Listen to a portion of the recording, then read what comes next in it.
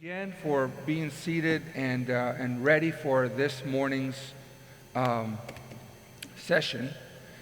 I would just like to talk about what we will be doing this morning. So we are very close to electing all of our delegates to the jurisdictional conference and then also alternates. So what I want to do, what we are going to just continue the election process until the whole slate is full, because we need to get that done by the we want to go past 12 o'clock. When we go past 12 o'clock, we expire a contract and we incur other charges. I think that we can do our work if we're attentive to it and we focus on it. After that, we'll go back and we will begin again with the resolutions and move forward as far as we can on that. We will not have a break. Take a bio break, please do so, and get back as quickly into the room as you can. Here's another thing. We're going to go 3 minutes for the voting. If your vote doesn't go through, I'm sorry. We're just going to have to end the vote at the 3-minute hard line. We're trusting that we have now fewer votes to process, so they might all go through. But we cannot just be waiting for 4, 5, 6, 7, 8, 9, 10 minutes until the very last vote goes through. That's just the system that we're with. So we're going to do that. So we'll go clergy, laity, whatever order we're in until we get everybody done. We're not going to introduce the delegates until 11 o'clock. At 11 o'clock, we're going to have a hard stop. We're going to stop at 11 o'clock. We're going to introduce the delegates to General Conference and Jurisdictional Conference and also the alternates. They're all going to come up here. They're going to introduce themselves. We're going to have prayer for them. And then we're going to move into our closing worship service and the fixing of appointments at 11:30, and we will be out of here by 12 o'clock, okay? So we have a lot of work to do. I really thank you for being here in the arena early so that we can get our work done. All right, so let's move forward. So the laity, ballot two, number of votes cast 603, needed to elect 288. We have, again, this is from yesterday, we had 3 elections, so we need 4 more laity. We have Abigail Coes. Do not vote for Abigail, for Dan, or for Jesse. We need to elect 4 more delegates as laity to the jurisdictional conference. So, Bishop? yes, microphone May I 4. have the floor? Yes, microphone 4. I am Keith Olson, come from Great Plains District, the Great West District of the Great Plains Conference. I have been a delegate candidate, and I wish to have my name withdrawn as a candidate for the remaining positions. I was a delegate to Portland, for the jurisdictional in Wichita, and also to St. Louis. It is an experience that every person have. And we have a number of very good candidates still on the ballot that it'd be good for them to have that opportunity to attend these conferences. And I wish to have my name withdrawn, number 135. Thank you. Thank you, Keith. You know, I met Keith in the 2016 jurisdictional election, and so I think I had my boots on, Keith. So all of you in western Nebraska and western Kansas, I got my boots on today. Thank you, Keith, for your leadership. Keith has traveled all over the conference as a conference coordinator, and he's been at several town hall meetings. So would you give Keith a hand, please?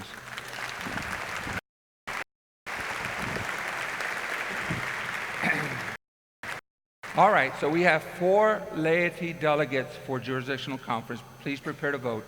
And by the way, with me here this morning is Carly, First UMC. Would you give Carly a hand as well? She's for the young people. All right, here we go. Please vote now. 3 minutes, hard stop. At the end of 3 minutes, I'll declare the 3 minutes are up and the voting will close. 4 laity delegates to the jurisdictional conference.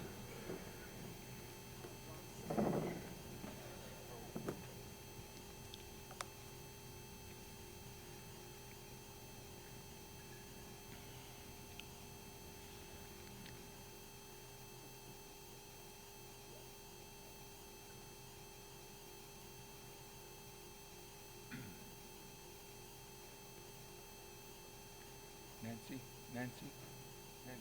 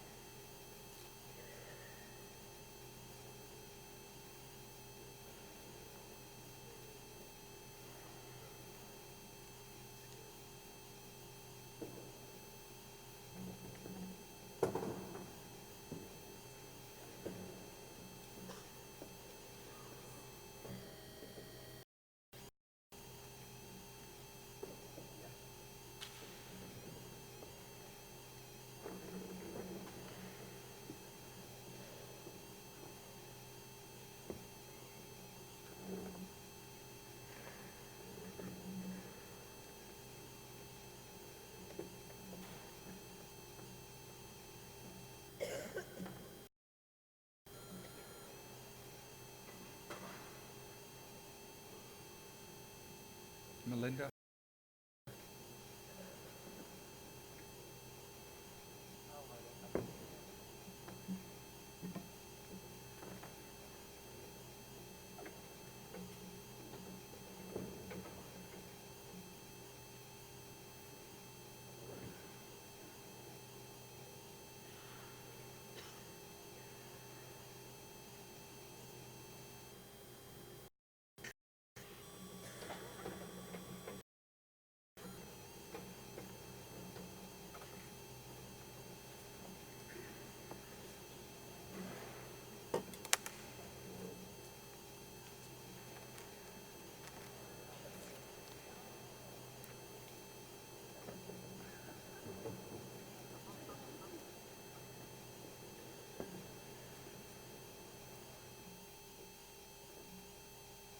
All right, 3 minutes are up. The voting is now closed. I mentioned earlier during the conference that there's a lot of work that goes on behind the scenes, and have your souls been cared for through the worship this weekend?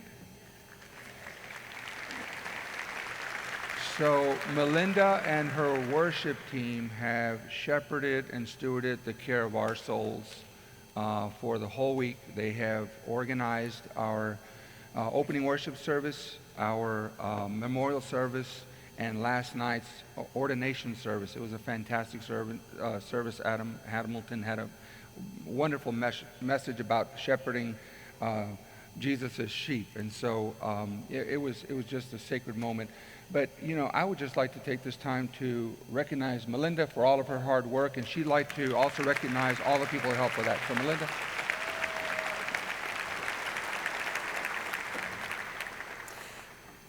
Worship happens when people love worship.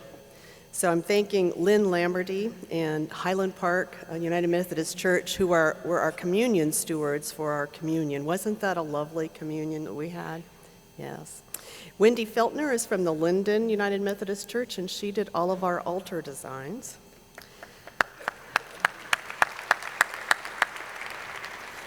Susan Phillips from Valley Falls United Methodist Church helped with the memorial service and did altar designs there.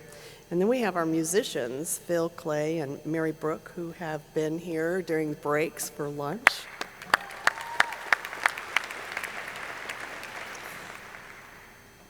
And all those invisible people behind the curtain over there, like in the Land of Oz, are Maddie Nevins, Matt Butler, and the rest of the Kent AV team, Eric, David, Joey, and Chuck. Love you guys. Couldn't do this without you. Yeah. From the Expo Center, just a few people who have carried, rearranged again. Melinda changed her mind. We love that you changed your mind, Melinda, so they carried and rearranged again.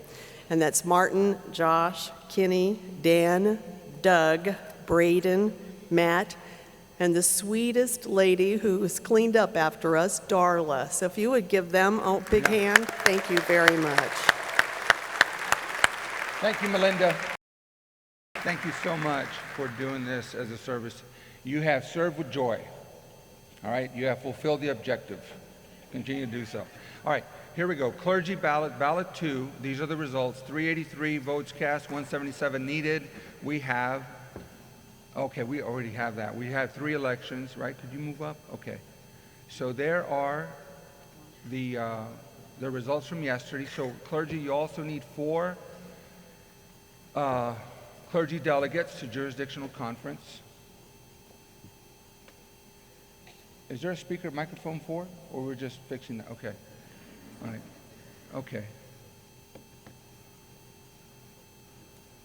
All right, I'm going to give you a couple more minutes so that you can, we'll scroll back up the list.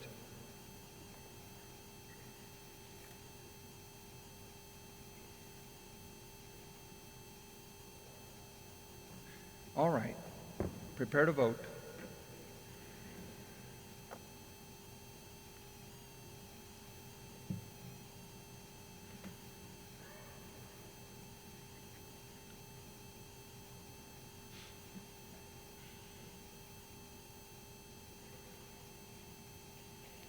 Reset it to 3. Yeah, wait until we get ready to vote. I'll let you know when.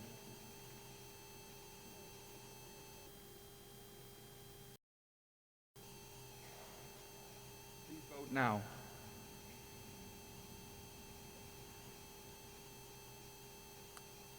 We need 4 clergy delegates to to jurisdictional conference, sorry.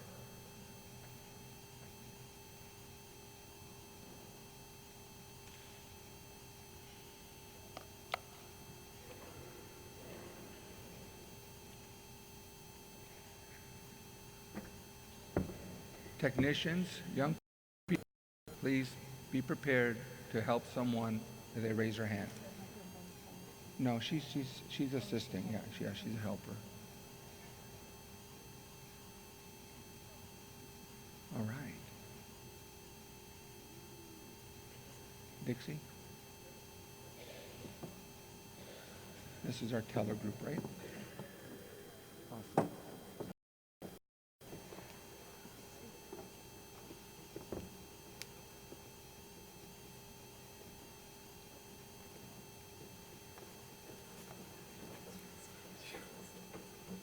Hey, Nancy, we're also going to want some technicians at one point or another.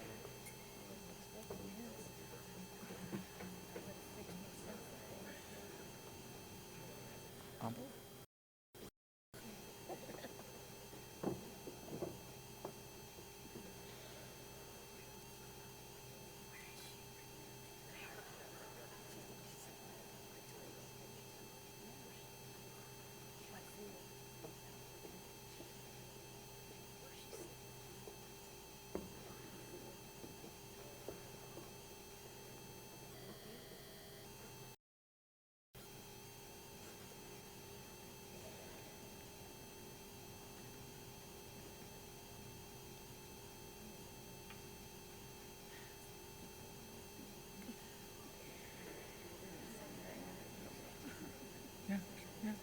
They haven't come upstairs. Yeah. After this, next vote.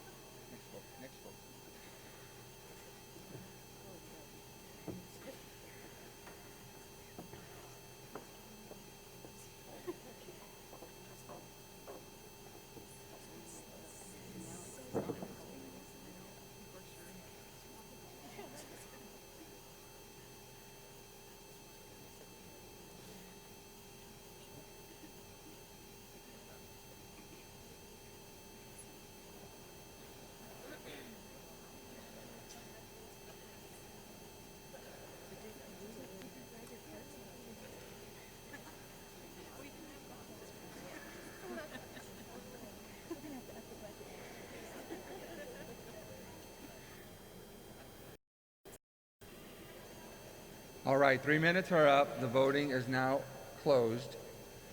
So how many of you took a ride from the parking lot to the front door of the arena? Raise your hand. Well, you know what? We had people that volunteered their time to shuttle us around this weekend, and we want to recognize them.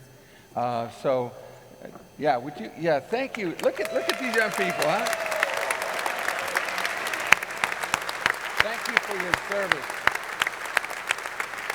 I saw some of them, pulling donuts out in the parking lot. But anyway, during their free time. Thank you so much. Where are you from? Milton. All of you are from the same? Thank you, Milton, for serving us in this way. All right, our tellers, Dixie Brewster. So have you received a sheet of information or whatever, or help? Dixie, introduce your whole team. Get up there, Dixie. Come on, at the mic. Appreciate all that Dixie has done for us this weekend. Go ahead, Dixie. Well, thank you. These tellers, and I'll let them introduce themselves right quick, but I appreciate them helping, and some of you others helped too. Thank you for volunteering and stepping up, and we appreciate you all are very kind and patient. I appreciate it, and I appreciate them. Peggy Straup, Lacine, Kansas. Sue Roosh from Woodbine, Kansas. Janine Bevan, Caldwell, Kansas. Brian Beach from Overland Park, Kansas. We're good. Martha Bass, Farlington, Kansas. Rebecca Hinnenkamp, Milton, Kansas. Sydney Barnes, Milton, Kansas. Sydney Bays, Milton, Kansas. All right, if you give them a hand, thank you. One more. It's for you. Marilyn Holden, Caldwell, Kansas, Corbin Church. Thank you. Bishop? Thank you for your service. Thank you so much. Thank you for serving for the with joy. opportunity. Good. All right. Ballot 3, jurisdictional conference, 523 votes cast, 245 needed to be elected. We have one election, Shayla Jordan. All right. So now you have 3 left, 3 lady delegates to jurisdictional conference. So there's your list again.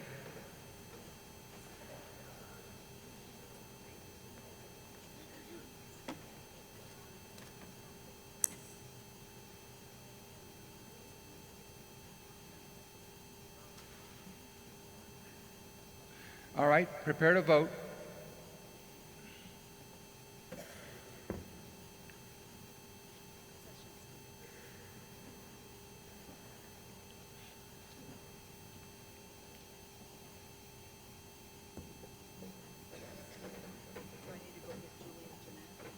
We're trying.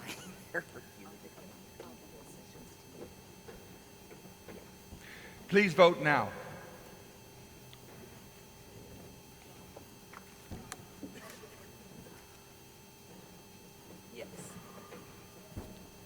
If anybody that's on the sessions team can please come up to the stage.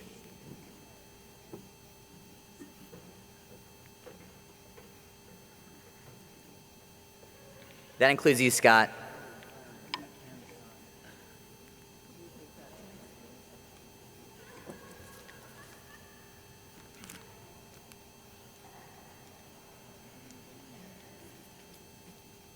Go ahead. Wait until the voting's over so people can focus.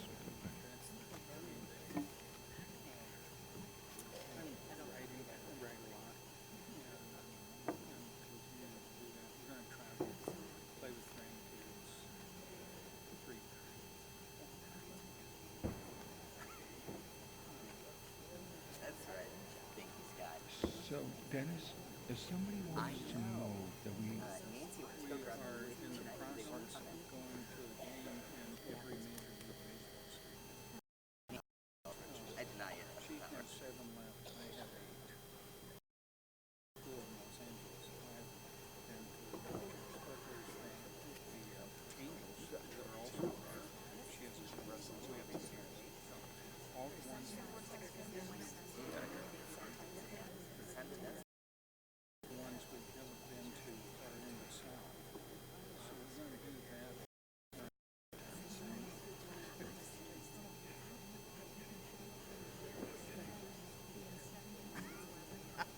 I know. Oh, Nathan.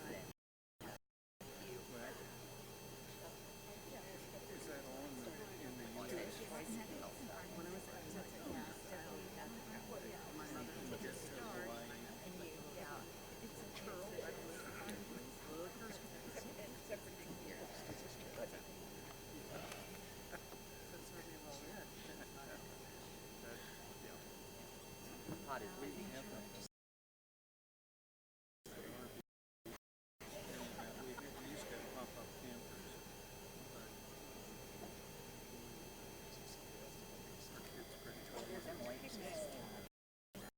No, Todd, we will. I will. So many people here. Hey, Emily, come here. No.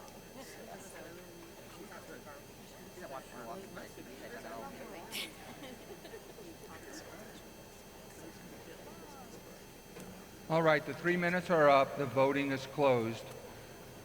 We'd like to recognize the sessions team. Ross, thank you so much for all your hard work. And, they plan all year long. And as the conference moves closer, they start planning every 2 weeks or so, right?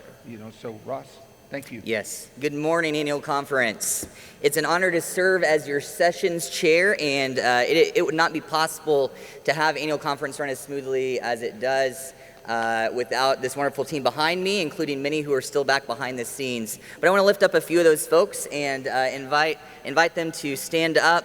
I serve alongside Debbie Nixon, who's the vice chair. She also oversees the vendor area. Scott Brewer, Nancy Lambert, Melinda Harwood oversees worship. Bernice Ludlam oversees volunteers and hospitality. Becca Warta, who is overseeing children at the moment, and so she's obviously not down here this morning. Todd Seifert is also behind the scenes at the moment, but oversees communications. Nathan Stanton and his team for all their work. Julie Core, who has been so busy this week, and Julie, we really appreciate all your work there. Dixie Brewster, and of course tellers and drivers and all of the other things behind the scenes there. Thank you, Dixie. Lou K. Skinner and Nan K. Skinner for their work, and Nan certainly for your secretarial team as well. And Barb Black, sitting down there. Barb, please stand up and be recognized as well. Lisa Malpin is, of course, our conference lay leader. Emily Spearman Cannon has been working alongside Becca in childcare this year.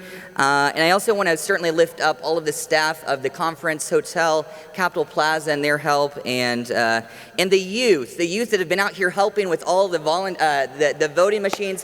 Let's give them a hand. And of course, Paget Communications as well, Trina and all of her staff, for all the work they've been doing with our lovely voting machines this week. I maybe have missed a few names, but thank you to everybody that's been a part of sessions planning, and I look forward to a good conclusion to annual conference as we begin planning for 2020. Thank you, Ross. Let's give Ross and the sessions team a big hand. Thank you for leading us and for creating this space for us to do our work. Thank you. All right, we are with the clergy ballot. We had 305 votes cast, 9 were invalid, 149 were needed to elect, and we have one election. Ashley Prescott Barlow Thompson has been elected. So that's 4 clergy delegates to jurisdiction. We have 3 more to elect. So clergy, prepare to vote.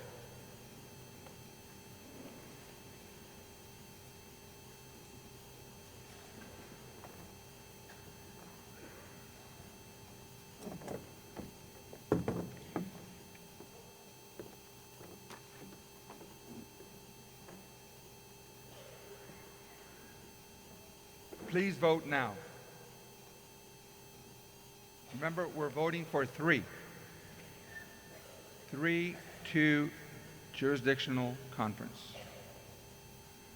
What?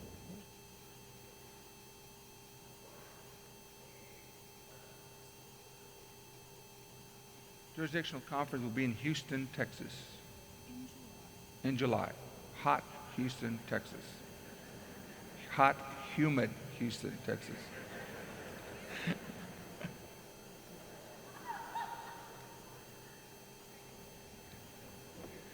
Nancy.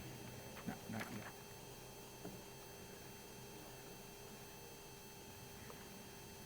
Can you get,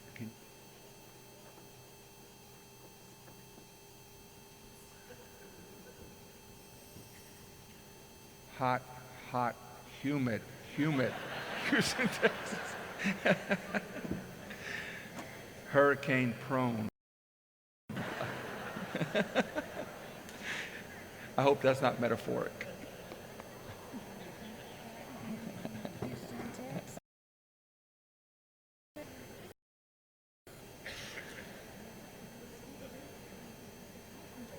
I need to have it in Nebraska in the summer when it's 50 degrees.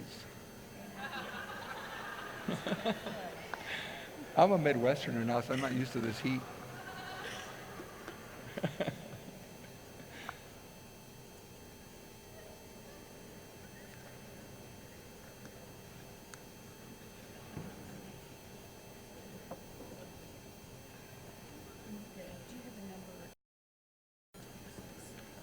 No, it's not on.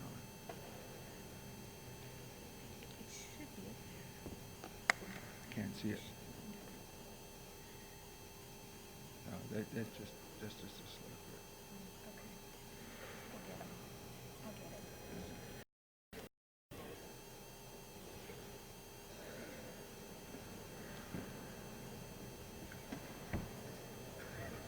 You rock it.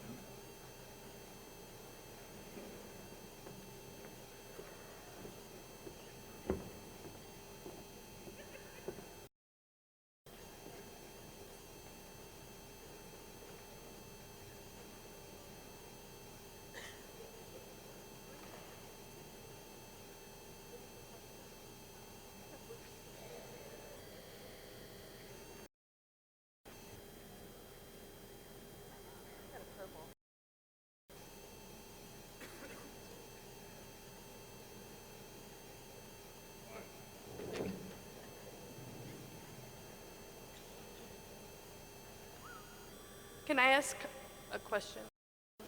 Meeting has closed. Microphone 5. Are we allowed to ask that all of our delegates to these conferences do something with them? Because I would like us to change the book of discipline so that our licensed local pastors have a vote. Anyone can submit a petition to General Conference. So if you would like to craft a petition and send to General Conference, then it'll be channeled to the proper. Would I send it to delegates or do I send it? We have a process for that. I contact Nancy Lambert, and she will help you, okay? And Lambert at greatplainsumc.org. And we'll help you even craft. Look, I've got 2 sons who are licensed local pastors as well, do an amazing ministry. So I have a soft spot for the pastors. They are really in the trenches. Anyway, but yeah. So look, when I hear this story all the time, hey, you all have the best, the greatest, I like that word, greatest because it was a servant of all, the greatest communication team in the whole denomination.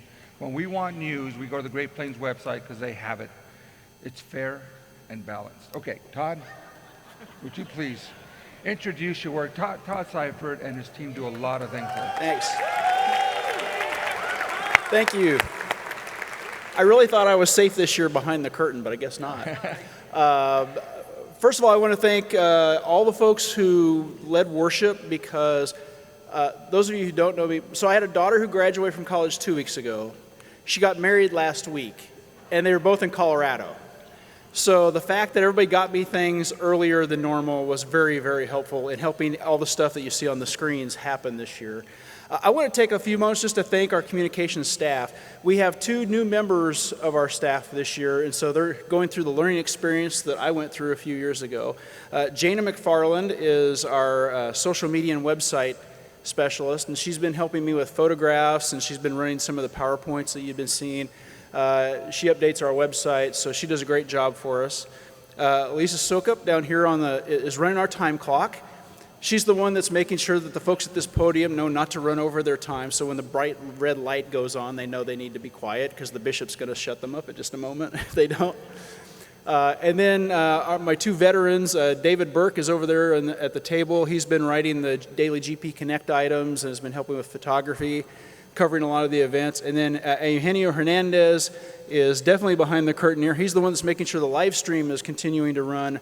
And he's also the one who's behind most of those videos that you've been seeing.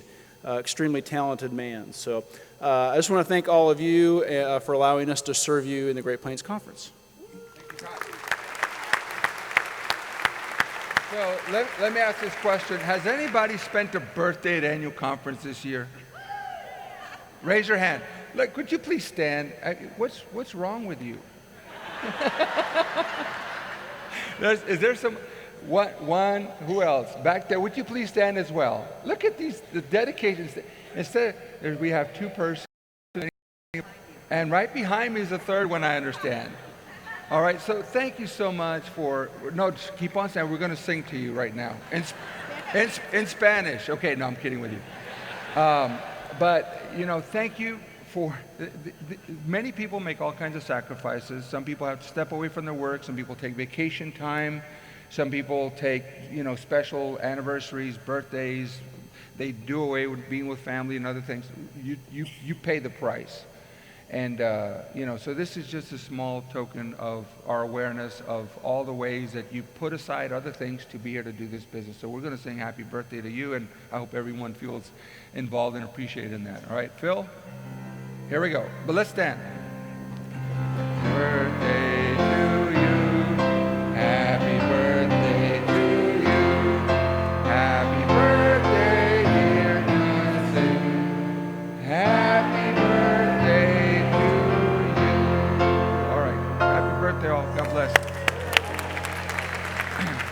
Okay. We have the laity ballot 4 in. 5. Microphone 4. Hi, Amy Smith from Wichita, Kansas, College Hill United Methodist Church. We are all very, very grateful to everyone who has done anything to make this conference a success, which it certainly has been. I was wondering, and I don't know how to say this if I need to make a motion, but could we possibly vote on the resolutions while we're waiting on the ballots for the clergy and the laity? No, No? because the resolution will take more time. If we get this done, we can get to the resolution sooner. Okay. This is priority. We need to get our delegates done, and when this is done, we'll move right into the resolutions. Okay. Thank you so much. Thank you. Okay. All right. Ballot 4, 552 cast, 267 needed. We have one election. Ali Drummond has been elected, 56%. All right. So that leaves how many more? 2 or 3? 2. We have 2 more laity delegates to elect. So laity, prepare to vote.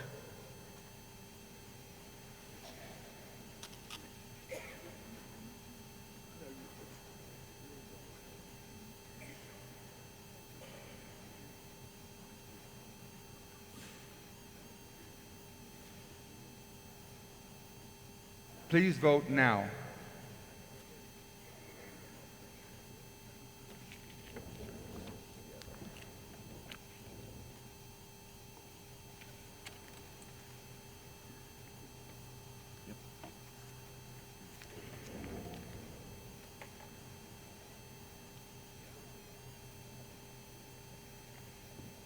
So.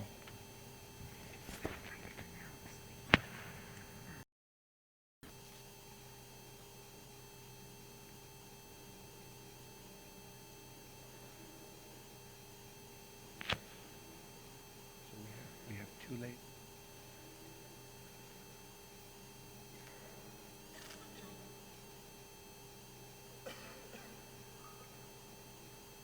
We have.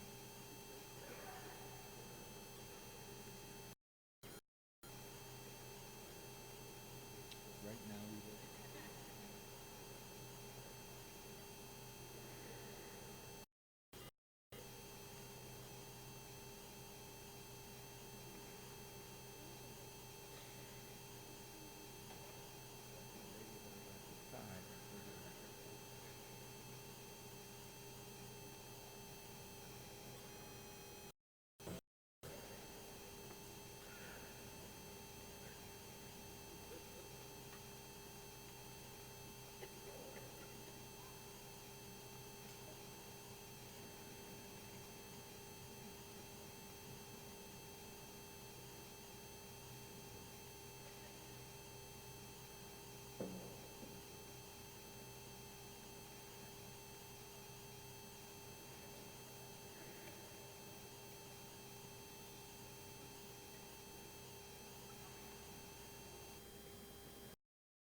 Patience.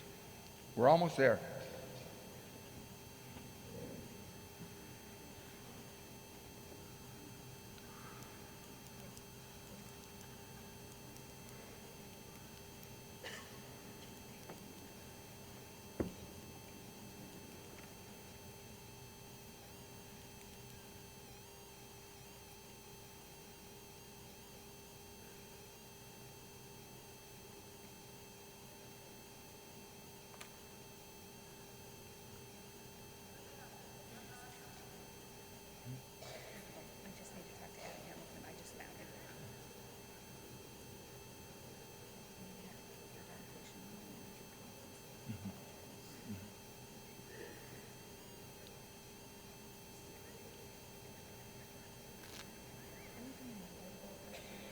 No, we're doing a lay vote, yeah. All right, the 3 minutes are up. Voting is closed. Let's go to the clergy ballot.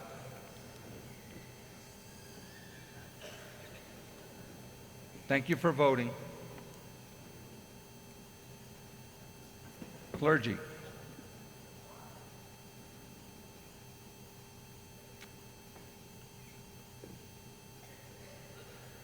$331 votes cast, 10 were invalid, 161 votes needed required. We have 2 elections. Stephanie Auschwitz and Zach Anderson have been elected. Clergy, you have 1 more election to jurisdictional conference. We're going to set the timer now at 2 minutes. 2 minutes, okay? So if you'll prepare to vote, 2 minutes. What's that? Oh, could you put that, please put the names back up on the screen. Let's get a little bit of time here.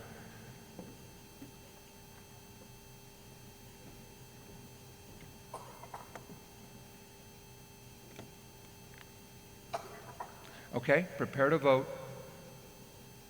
You'll have 2 minutes, and then we'll move forward. So you're electing 1 more, right? Am I right? 1 more? 1 more clergy delegate to the jurisdictional conference in hot, humid Houston, Texas. Please vote now. 2 minutes.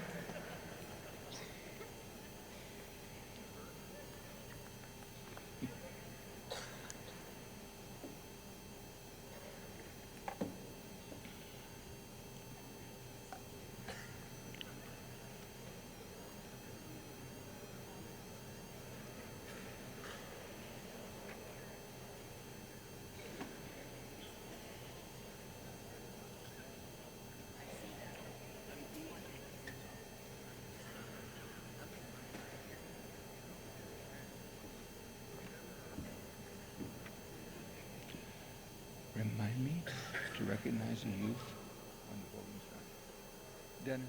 Dennis.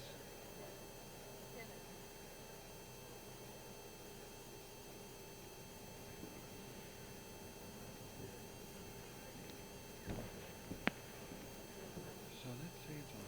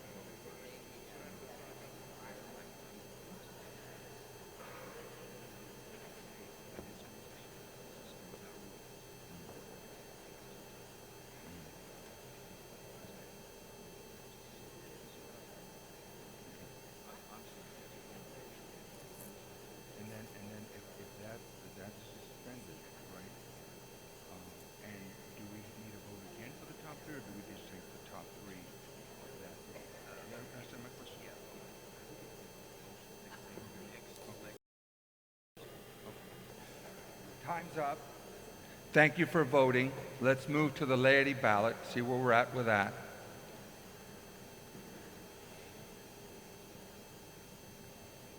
Please close the vote. Thank you. All right. Laity ballot, we needed 570 votes cast, not 1 to elect, and we have an election. Esther Hay has been elected. All right, lady, you have one more delegate to vote for to jurisdictional elections. Please hold the names up so that we can see. All right, so you already have elected 6. You need one more to complete the slate for jurisdictional delegates 2020. All right, prepare to vote. You have 2 minutes.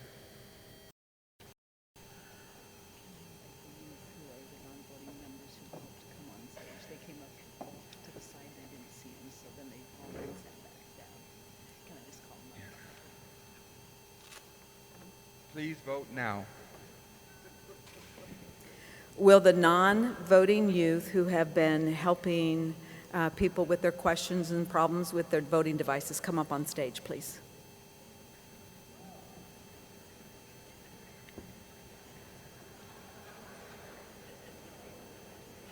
All right. Here come our youth. They've been amazing. Thank you so much. I mean, you all are also sacrificing. Young people at an annual conference.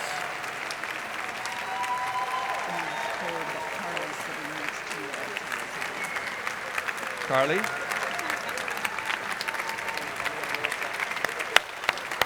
Come on up, come on up, come on up.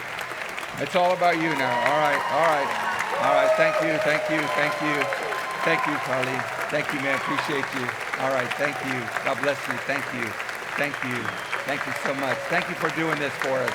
Thank you for doing this. All right. This is our youth. They serve you. They serve you with joy.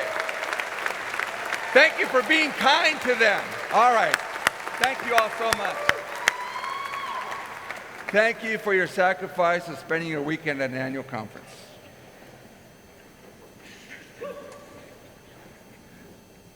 Okay, here we go. We still got 30 seconds on the laity vote. We're electing one, remember that.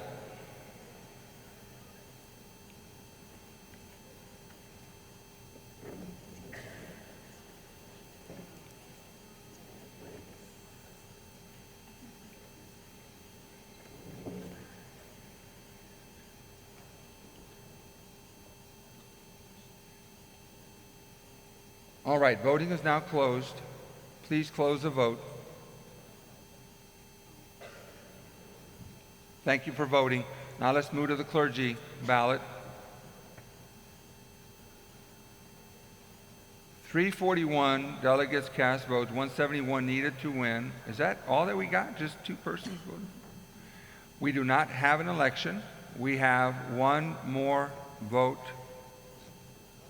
to take for clergy delegates of the jurisdictional conference. Now, okay, prepare to vote. Microphone 1, yes, David. David Livingston from St. Paul's. Bishop, I just noticed, thanks to one of our great youth, Claire Laws from St. Paul's, that those 2 percentages only add up to 80%. You're right. And unless a whole No, you're lot right, of people David. got less Okay, than 25. let's thank you for pointing that out. Yeah, we'll work on it. Just give us a second. 4. Oops, sorry. They turned my mic on, Bishop. Sorry. We'll get to you. No, Okay. I have a response to that. I believe that if people get less than 25 votes, they don't show up on the screen, but they would still be calculated in the percentages. We're going to verify that, Andy, just to make sure that nobody's getting left off it. That's correct. So everyone else on this slate had less than 25 votes. So those were the person that received over 25 votes. David, you're good? And that's fine. That's just a remarkable yeah? number of people who want to keep voting.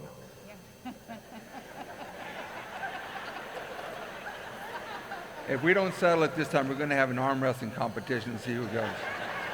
All right, clergy, prepare to vote. 2 minutes.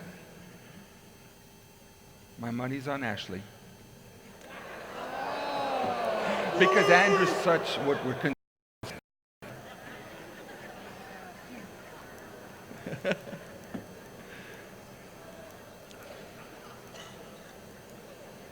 he better cede. Please vote now. 2 minutes.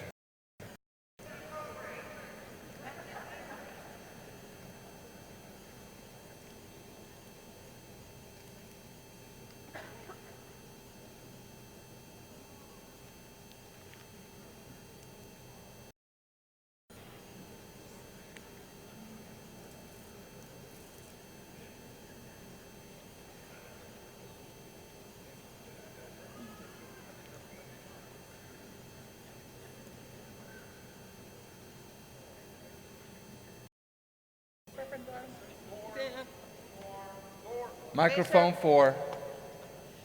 Janet Goodnow, laity, Westmoreland, Kansas. I want to be sure that the conference recognizes the people who have been doing the captioning for everybody in the conference. This has been something that's near and dear to me as I'm also hearing impaired, and it's also something that I do with my life to advocate for everyone who's deaf and hard of hearing. So thank you, everyone, for the captioning. Thank you. Thank you for pointing that out.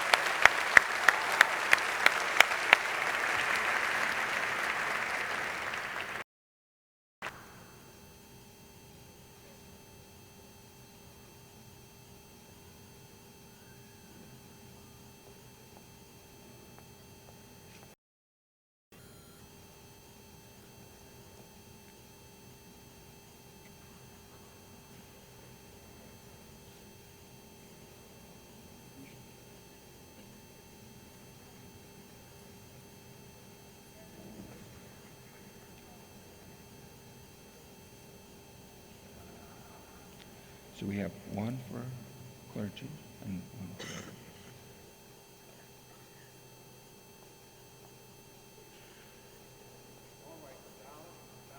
laity. The ballot is closed. Let's move over to the laity results, jurisdictional conference.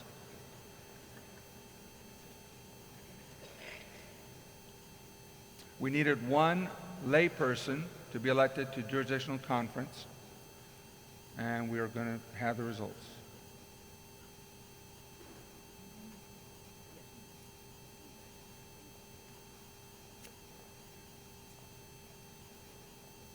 $567 votes cast, 284 votes needed. We have no election. Laity, prepare to vote. Again, these two persons received more than 20. Others did not. Prepare to vote.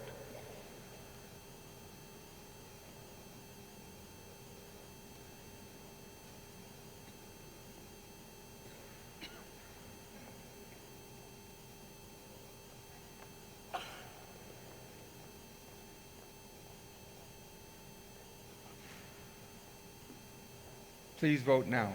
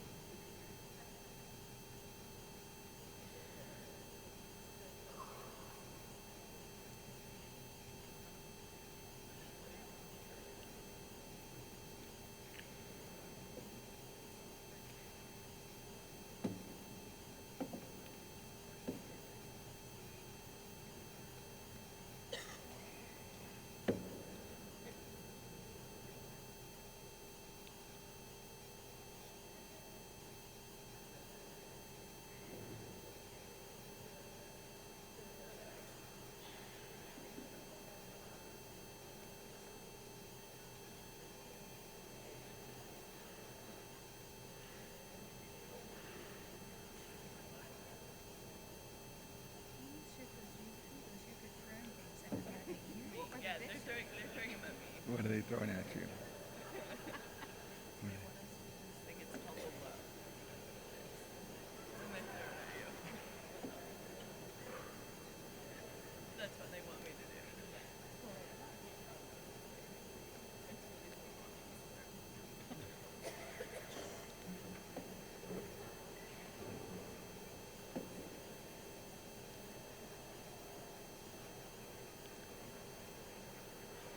All right, ballot 7 is now closed.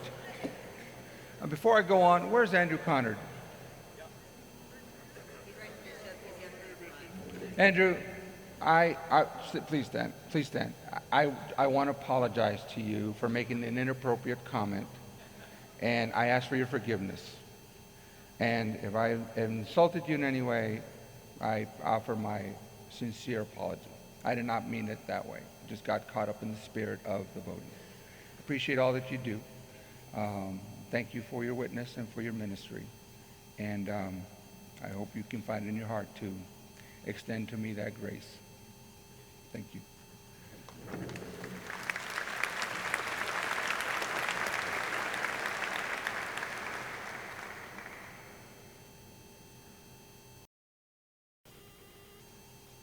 All right. Okay. Clergy delegates to jurisdictional conference, ballot 6. I'm not going to say anything.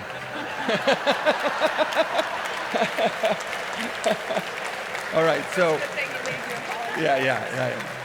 So 351 votes cast, 0. We need a cowbell here. 176 votes cast. Andrew Conard and Ashley Crawford, 168, 161. Clergy, prepare to vote.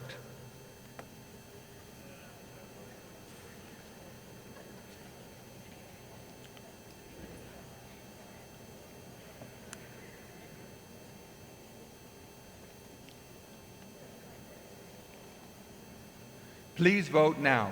2 minutes.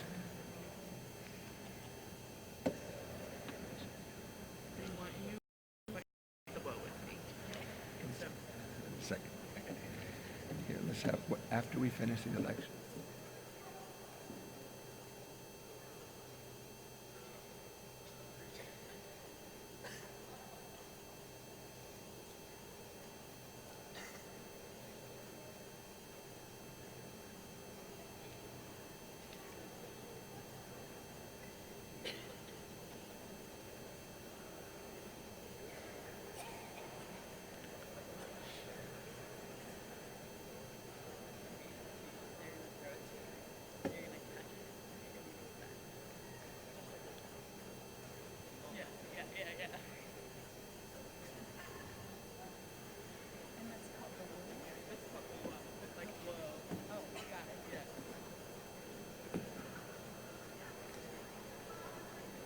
And then I'll go back to the people.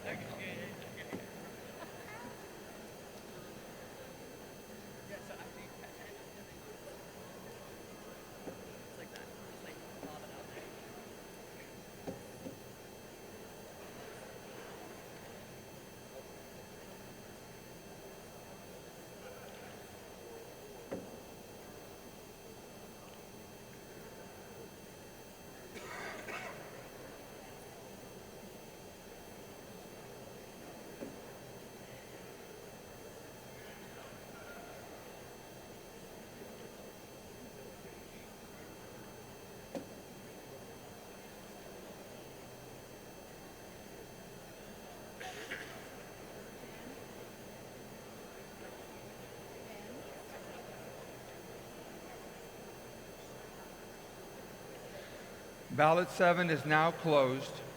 Clergy, ballot 7 is now closed. Let's move on to the laity. We need one election for jurisdictional conference. Thank you for voting.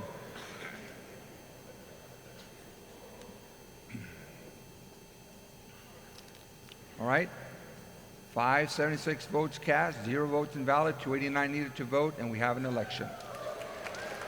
Joyce Jones has been elected. That completes the laity slate for the Jurisdictional Conference 2020. Now, Laity, prepare to vote. We have 3 alternates to vote for.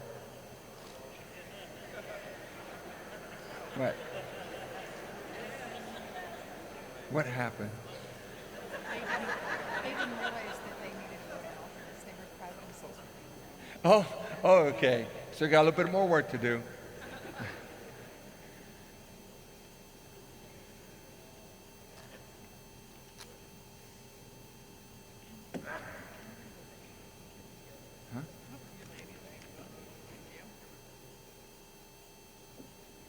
All right, you have your lady list. Let's prepare to vote. Let's do 2 minutes. We got 3 votes. 2 minutes. We're going to stay with a 2-minute voting time. So, all right, please vote now.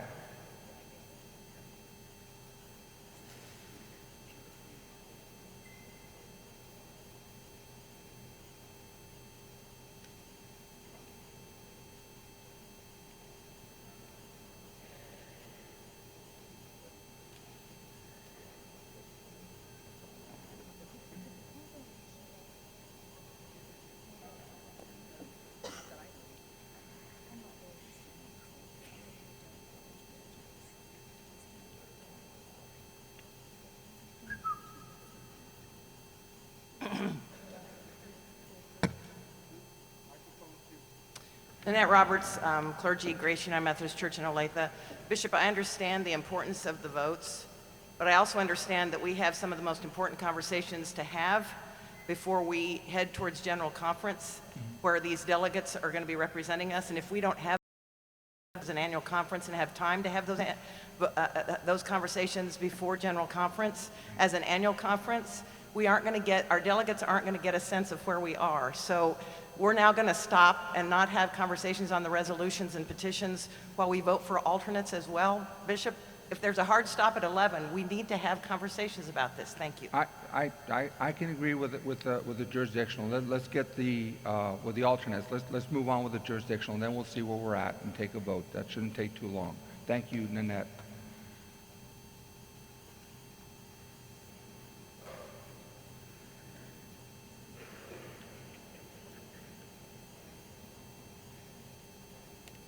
So we have a clergy election for a jurisdictional delegate. We will take another vote, and then we'll move to the resolutions and continue with our work. And then we'll just do the alternates as needed to move forward.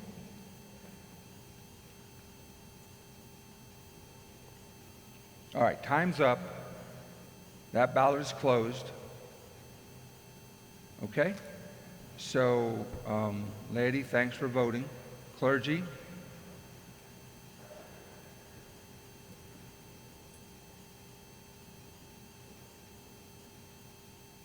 All right, 360 votes were cast, 181 votes were required. Andrew Connard has been elected. All right, so that completes our clergy jurisdictional slate. Now, prepare to vote for 3 alternates. After this vote is taken, then we will move into, we'll pick up our business again, okay? Prepare to vote. 3, we're going to set it, when the 2 minutes are up, we'll resume our business.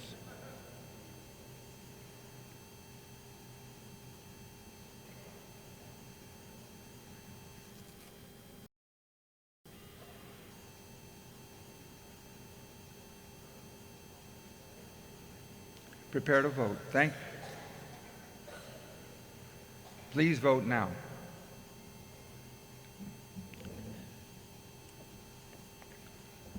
Dennis.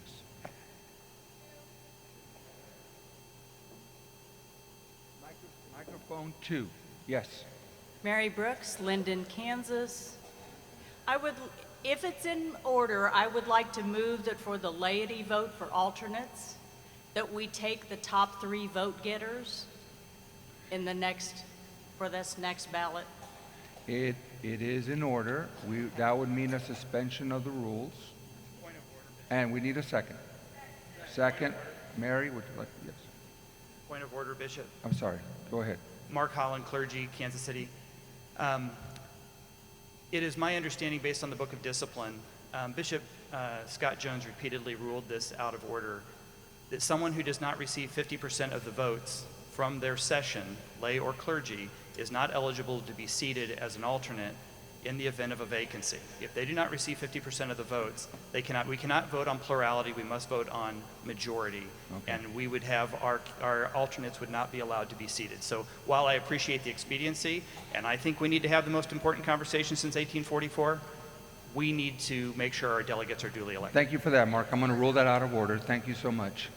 Okay. All right. Can I have a question? Bishop? I'm sorry. Oh, microphone one, please. Dixie Brewster, Milton Lay. You have a Mark question, Holland, Dixie?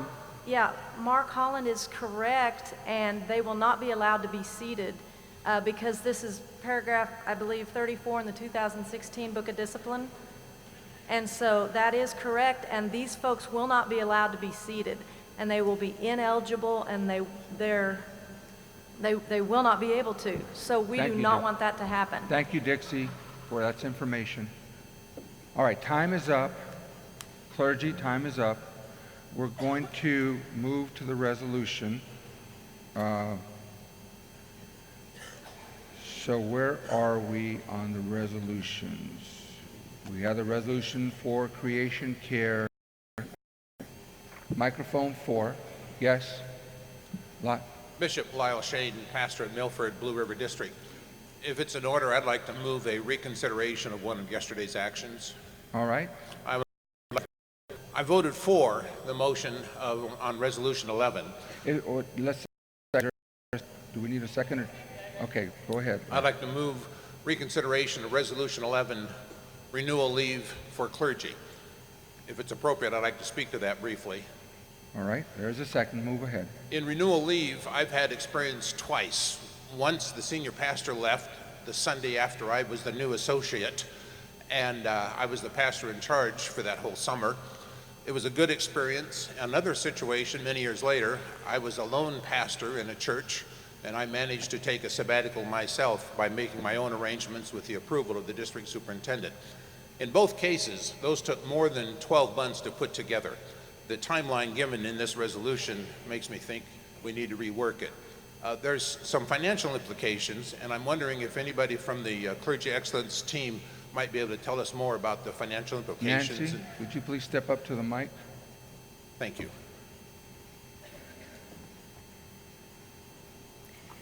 We have prepared for you the paragraph that is referred to in the resolution. It should be up on the screen. It's paragraph 350.3 in the 2016 Book of Discipline, which allows for clergy to take formational and spiritual growth leave of up to 6 months while continuing to hold an appointment in the local church. Such leaves are available to clergy who have held full-time appointments for at least 6 years. So there is a specific purpose for this renewal leave. To go and build your home, remodel your home, do your landscaping in your house, or any of those kinds of things. It's intentional for formation and spiritual growth. As I understand the resolution that was amended and approved yesterday, Clergy Excellence and BOOM are to have a fully developed policy and procedure document in place and ready so that this can be fully implemented by January 1, 2020. So I'm going to tell you what that means for my staff. My staff is 3 people, Ashley, Aaron Jeffcoat, and myself. None of us has capacity at this point in time to take on a project as large as what this is, because we already have programs and things in development to be implemented this fall. The 3 of us are already working to the top of our abilities. None of us are slackers. I have a fantastic team, and they work hard. And there is no way I can expect them to be able to give all of this to have it ready by January 1, 2020. Nancy? Oh, you don't want me to say everything. All right. So, yes, a team of people would be created to work on this, but it still takes an additional amount of time to be invested into this process. In order to fully implement this, it needs to take at least one full-time staff person and probably a second staff person as the administrative support, because there needs to be supervision. Any paying salary of persons, they need to have supervision by someone who is above them in the conference. And I remind you that I mentioned Thursday that we believe and are working towards excellence in ministry for all clergy. And I will also remind you that we had 55 retirements. Recruiting interim pastors is a daunting task. I do not know where they will come from. Because of those 55 retirees, I doubt there are more than a dozen who are willing to spend 3 to 9 months a year as an interim going around our conference to the various places. Now, as far as the funding for this, long range, there is not $500,000 for our reserves that we can draw on. So that means cutting program budget elsewhere in the conference budget as it already stands. Right now, the Clergy Excellence budget for 2020 has $200,000 for programming. Our TIM program has a funding amount of $227,000. So all of that money could be allocated for these clergy renewal leaves. What does that mean? That means we aren't taking care of the other 600 and some clergy that we have, and we are not working on continuing education, and we are not working to recruit young clergy. We are not doing seminary visits, which means that many of our students who are there will be glad to go to other conferences who are giving attention to them. It also means that the 8-year assessment program, which we have been in development of for 2 years, which is mandated by the 2016 budget, will have to be rethought because the budgeting out of my Clergy Excellence program budget that was earmarked for that program will be gone. So we have to start over with this. I am a huge advocate of clergy taking renewal leave. Clergy cannot lead people to a life of committed faith if they are not themselves having the time and space to stay connected to God. As Adam Hamilton said last night, clergy are prone to fall into the trap of the tyranny of the urgent, rather than taking care of themselves. It's easy to put God second, third, fourth. Thank you. Nancy, microphone to Mark Holland, Clergy, Kansas City. I'm here to speak against the motion for reconsideration. The only thing we need to be talking about today is how we support our gay and lesbian clergy and our gay and lesbian members who have been systematically excluded from our church. And we've waited to the last hour. We've given the people the most excluded from our church 1 hour of our respect for this entire general conference. I'm angry about it, and I don't want to talk about anything else until we talk about how we stop the oppression in our church. Microphone 5. Hi, I'm Lauren Baker-Thomas. Again, I'm serving as clergy and extension ministry at the University of Virginia Health System as a hospital chaplain. I want to speak for reconsidering this. I completely agree with what the gentleman at microphone 2 has said, but I do think that we need to have a definition of clergy at full-time appointments that includes extension ministers. If we're going to bring something like this, we cannot exclude from a definition the people who are serving outside the local church. That is, I think that no matter whether this comes back for reconsideration or not, we need to decide whether clergy who are serving full-time appointments includes extension ministers or not, because my understanding is that it does. And yesterday, Bishop, I do believe that you said it does not. Correct. Thank you. That's a speech on 4, reconsideration. Microphone 4 and then 2. Zach Anderson, clergy, Goodland, Kansas, chair of finance administration. I'm speaking for the reconsideration because after talking with CFNA yesterday, we wanted this reconsidered so that we could send it a referral to the Clergy Excellence to make a detailed plan and bring back to us so we can know how to properly fund it, because at its current rate, we don't have a way to implement it and fund it right now. That's a speech for microphone 2. Call the question. Question is called. If you would call the question, so majority, right? 2/3 or majority? Huh? 2/3. 2/3. Would you please raise your hand? To call on the question, to ending debate. If you're ready to end debate on the reconsideration question, raise your hand. Those opposed, same sign. To vote on the motion to reconsider. We're back to Resolution 13. It's before the floor. No, we need a vote on the motion before us. Yeah. And so that has been approved, right? We ended debate. Got it. Okay, now we're going to vote on reconsidering the Resolution 13. 11, thank you. Resolution 11. All right, so if you would vote to reconsider Resolution 11, raise your hand. If you would oppose reconsideration of Resolution 11, raise your hand.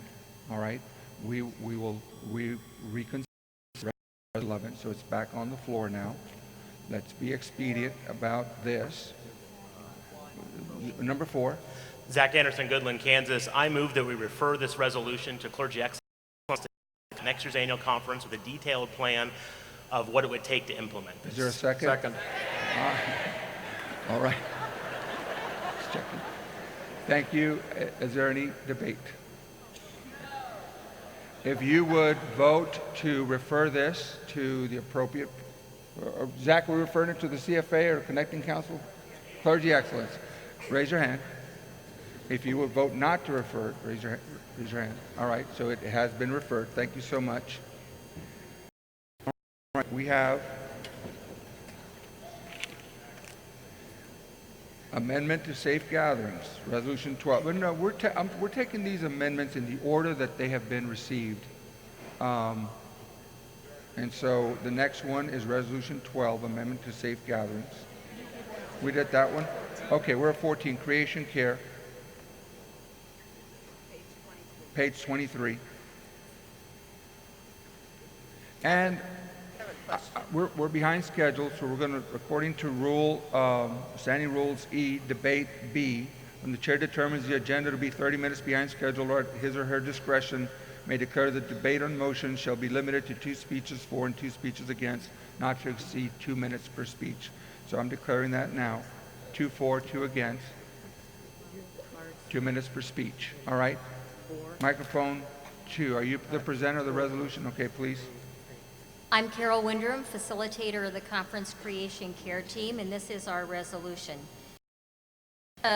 Point out and remind people that our Council of Bishops a decade ago warned our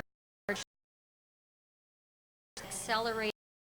They had a phenomenal document called God's Renewed Creation. Now we have climate scientists. We have 12 years, 10 to 12 years, that's our window before the earth will not be sustainable for human beings. We have youth all over the world leading us, calling we adults to step up and see the urgency of God's creation in peril. A few weeks ago, my spouse and I spent a couple weeks at the border in El Paso welcoming immigrants coming into our country. Many of them are coming fleeing violence. They've seen family members murdered. They've seen their daughters raped. But also, we have immigrants fleeing to us who are environmental refugees because of the drought. Kansas and Nebraska, we've always experienced tornadoes, we've always experienced floods. We are experiencing them more often, and they are more extreme. My husband and I will head home to Omaha today, and we hope that Highway 75 is open so that we can get home. 10 seconds. There's 3 resolutions. Therefore, be it resolved, we want to amend to remove page 24, lines 1, 2, and 3. We have begun conversations with the disaster response team, so all right, we're your time amending is up. that. Your time is up. And this is from the creation care team, so it's properly before the body, does not need a second. Microphone 5, I believe. Yes. Well, hold on. Microphone 5.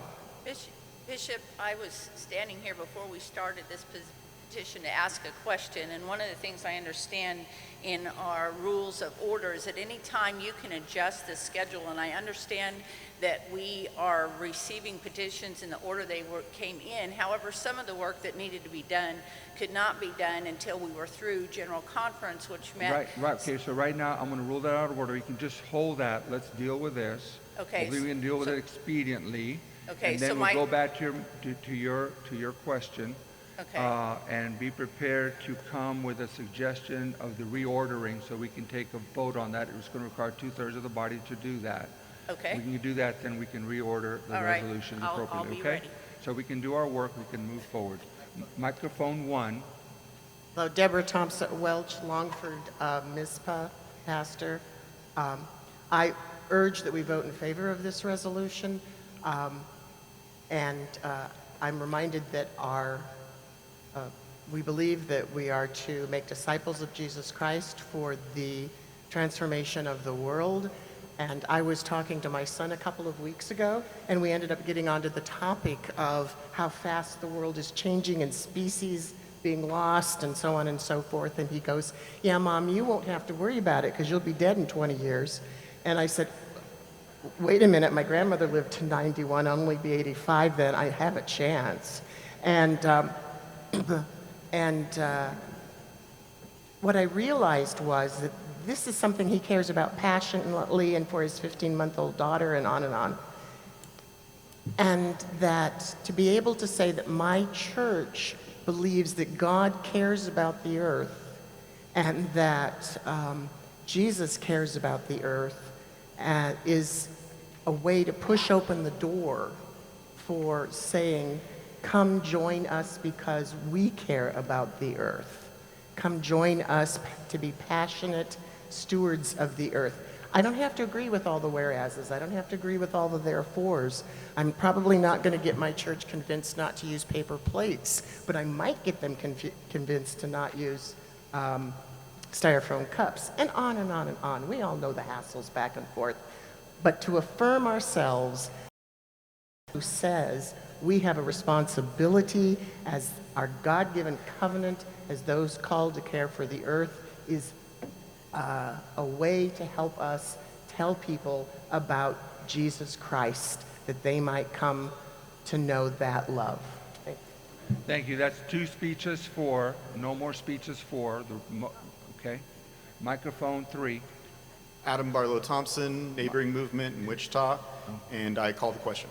If you are ready to call the question, it takes 2/3 majority. Would you please raise your hand? Opposed, same sign. All right, the question has been called.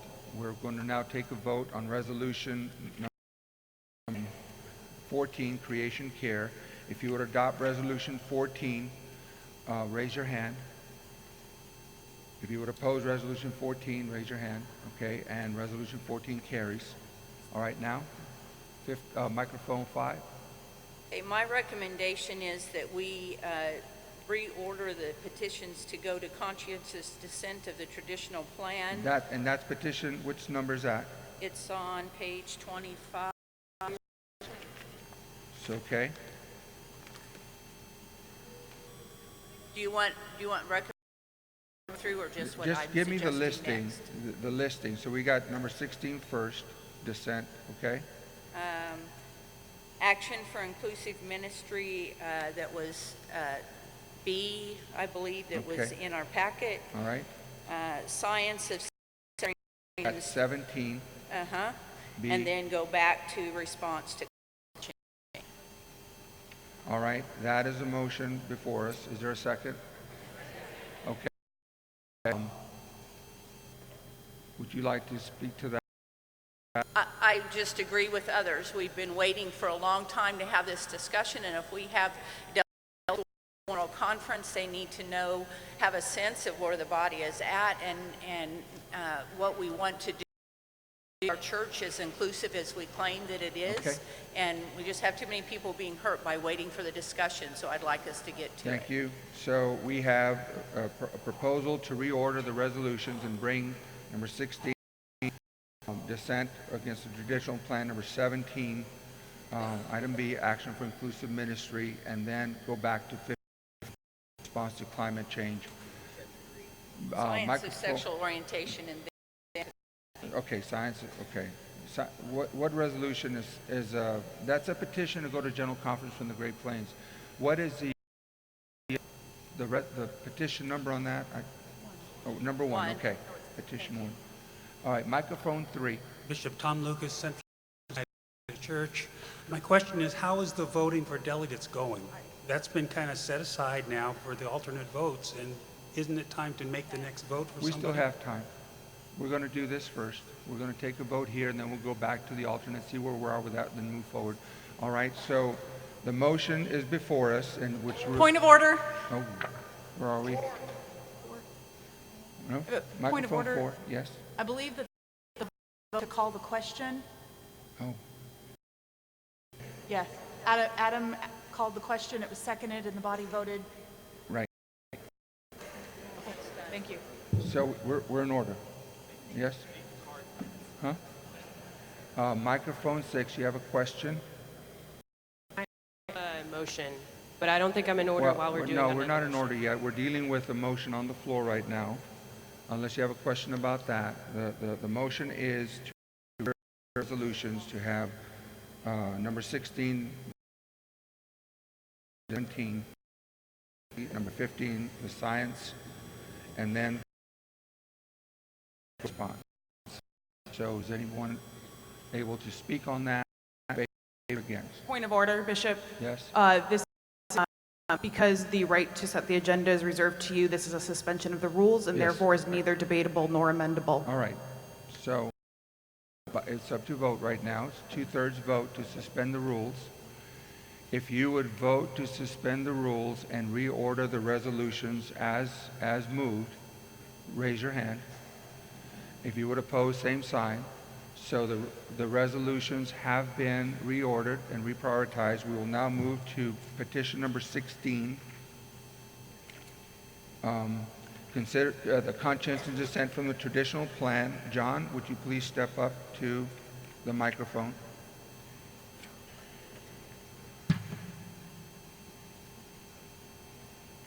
Where are you, John? Okay, microphone 1. My name is John Collins. I am co-pastor at Abilene First United Methodist Church. I want to begin by thanking the 1,700 plus Great Plains United Methodists who signed on to this resolution. The list online at the address printed at the bottom of this means perfect, but we tried to verify as many signatures as possible. I don't see a timer. Would you please put the timer up? All right, John, you have 1 minute and 36 seconds. All right. Oh, there it is, John. We generous. All right. You don't have to use it all, but... I'll try to do that. I love the United Methodist Church. It is the church with doctrines and teachings I agree with 99.9%. And so this resolution was born of my anguish that I can neither leave the UMC nor stand idly by while, in the words of Laura Young, the church I love, people I love. To those who don't think this resolution goes far enough, I removed language that would have cut conference funding to 2 mission partnerships because I feared it would negatively affect vulnerable.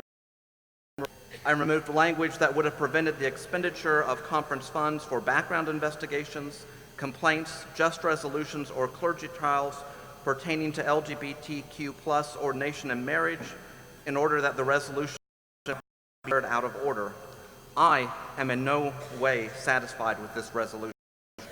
But the harm that was done and the pain inflicted by a slim majority at the 2019 General Conference was an example of a group of well-intentioned but misguided failing to love their neighbor and thus falling short of the glory of God. We must acknowledge our sin and repent of the harm that has been done and the pain that has been inflicted. This resolution is only a start, but it is a start, and so I urge you to vote yes for this resolution. That's a speech in favor of the resolution. Ross, microphone 3. I'm Nora Graham, a youth representative from First United Methodist Church in Omaha, Nebraska in the Missouri River District. I strongly believe we, as a conference, need to support Resolution 16. Currently, our denomination is faced with a plan that contradicts our identity and everything we stand for. We, as a church, have promised that we will stand in their right to not be excluded or alienated from our global church. This is our time to show the Global United Methodist Church that we, as an annual conference, support all people, especially ending the discrimination faced by those who identify as LGBTQ+. The traditional plan contradicts the mission of the Global United Methodist Church to welcome all people with open doors, open hearts, open minds, because that is what God calls us to do, to love our neighbors as ourselves. We are stronger together and we have a voice. Let us use it to show our global denomination that we love everyone no matter what. Now is when we stand up against those who would rather classify fellow human beings as other or unnatural. We are all human, we are all loved by our Creator, and we love all people. Thank you. All right, that's 2 speeches. No, please, let's hold our applause. Thank you. We have 2 speeches in favor of the resolution. We have a question on microphone 4, an amendment on microphone 4. Andy Hargrove, clergy, Wellington, Kansas. I would like to amend following line 30 on page 25. All right. Is there a second? I haven't given Go ahead. Go ahead and yet. make your state your amendment. Sorry. Be it further resolved that the Great Plains Conference encourages the 2020 General Conference of the UMC to pursue a plan of amicable separation of the denomination as a way to resolve our current conflicts over questions related to human sexuality. I will speak to it with a second. Is there a second? There's a second. Andy? Brothers and sisters, our disagreements have become sharp. Our witness is flawed. Our opportunities for healthy and holy and wholesome relationships are damaged in this season of the church. I believe it is time to make a consideration for a way to end this, to bless one another on our paths. We are at a Paul and Barnabas moment. Now is the time. Thank you. That's an amendment, so the amendment is on the floor. Please bring it up, Andy. We're now dealing with the amendment. Is there any debate on the amendment? David? Microphone. Microphone 1, David Microphone 1. Livingston, clergy St. Paul's. I'd speak against the amendment. I don't All have right. my card up, though. There we go. Okay. I might, at the end of the day, agree with Andy. That absolutely might be the best plan for us. But I'm aware that there are multiple groups throughout the denomination right now that are talking about what the best paths are. Total, complete, amicable separation could be one. Some version of what was known as a connectional conference plan could be one that's a looser connection, but not a complete disconnection. And I also need to say that teaching in the church is contained in the first part of the Book of Discipline, not the entire Book of Discipline. The Articles of Religion, the Confession of Faith. And a person who for some time, but not nearly long enough, has worked for full inclusion, I want everybody to understand that I can sign off without crossing my fingers on every single point in our United Methodist doctrinal teaching. Not 99.9%. I can sign off on 100%. And part of my understanding of interpreting Scripture with a high view of Scripture, understanding Scripture to be the inspired Word of God, is that when the Bible there is neither male nor female, there's neither Greek nor Jew, there's neither free nor slave, that if Paul were writing today, Paul would say there is neither straight nor gay. There is humans and our common humanity. So we're not dealing with a doctrinal issue in the United Methodist Church. It's just not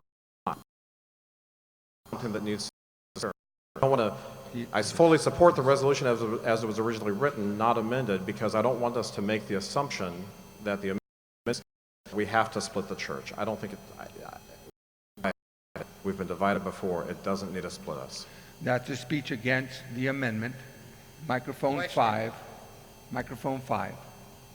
Yes, I Do you have a not question, sir? understand- Yes, I do. Okay. I do not understand how we approve or disapprove on motion about something that does not exist anymore. By- There is no traditional plan. It is the book of discipline now. Right. How do we do that? What makes that a legitimate This, discussion? this is aspirational, sir. This is an aspirational, people are just expressing the dissent, the decision has been arrived by at general conference. They're not asking to violate the book of discipline, they're just dissenting the decision and making that known. Point of order. We're good? Okay. Microphone 2, you yellow, that's oppose the motion. So we're opposing the amendment. So this will be the second one, all right? Go ahead. Will Bannister, Flint Hills District. We are seeing a massive decline in mainline Protestantism and throughout the world. And I think one of the reasons is because we wish to quote on our theological woes, and that instead, as working together as a body of Christ, we seek to ignore the issues before us. Using the quadrilateral and the tools that have been given to us by Wesley, we choose to ignore debate and witness together. And I think that to split the church, instead of seeking quorum together and talking about our differences on human sexuality and our differences in the interpretation of scriptures, would only further this decline. The only churches which we see growing in our denomination are those that advocate for an intellectual Christianity, and one that we do not accept truth blindly, but because we are confident in our interpretations of the scripture as individuals, we choose to defend them vigorously and debate them among our Christian peers so that we can sanctify ourselves before Christ.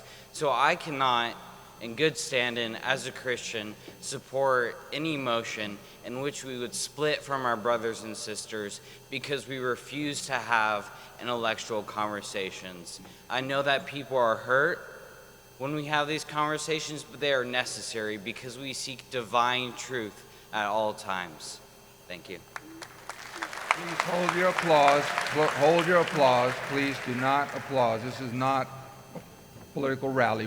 We're expressing our understanding of the ideas before us. All right, so we have 2 speeches in opposed to the motion. We have one more that is needed in favor of the motion, and we have microphone 1 on the amendment. I'm sorry, on the amendment, and this is the amendment. Where's the amendment? Oh, here it is. Okay, Rick. In reference to Andy's amendment, I support the amendment.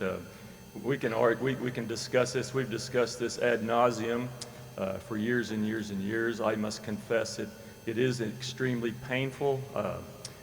I would agree, I think with David here at the end of the day, I think this is probably the best thing. What do I really want to see a split in the sense that we would leave each other? I've been in ministry with many of you for 25 to 30 years. I had conversation just in the back with friends that on a different page than they are on this, and we are friends, and I want to continue that. It's been very difficult since these last 4 years, since General Conference especially. Just by virtue of my name, Rick Just, that I have a target and that I've been called out on Facebook with friends that I've known since junior high, and things that I've never said but have been perceived to say, and that's very painful, and I just think it's inhibiting us. I think it's keeping us from doing what we're called to do. There are people that need Jesus out there, and we need to get after it, and if this is a Paul and Barnabas moment, then I would support that, and that we could still be in ministry together.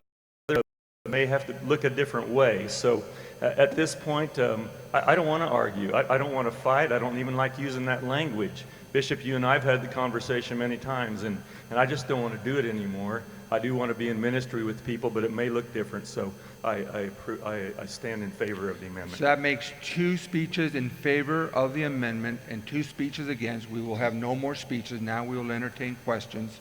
Microphone 3. What is your question? My question, Carol Hudkins, Malcolm United Methodist Church, Blue River District. My question is, after all of the discussion is finished, would it be possible for us to use our voting devices? This is such an emotional issue. Yes. We can do that. So prepare, would you please get the voting devices ready? We will press 1. Make sure that there's no more questions. Are there any other questions out there? Okay, left. Okay, so prepare to vote. 1, if you would support. Okay, microphone 4. Junius, do you have a question? I have a request. Can you read the amendment? Yes, I'm going to do that Thank you. right now. Okay. If you would support the amendment to add after line 30 on page 25, resolution, and add this. Be it further resolved that the Great Plains Conference encourages the 2020 General Conference of the United Methodist Church to pursue a plan of amicable separation of the denomination as a way to resolve our current conflicts over questions related to human sexuality. That is the amendment. If you would support the amendment, press 1. If you would oppose the amendment, press 2. 30 seconds. Let's go a minute.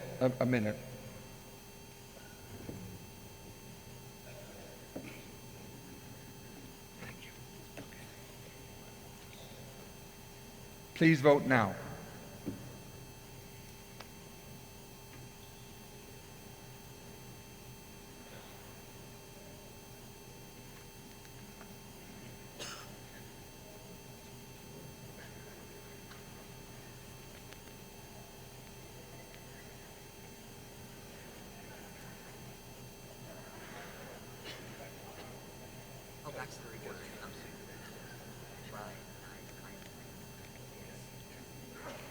So that's the first one. Then which is the second one? In the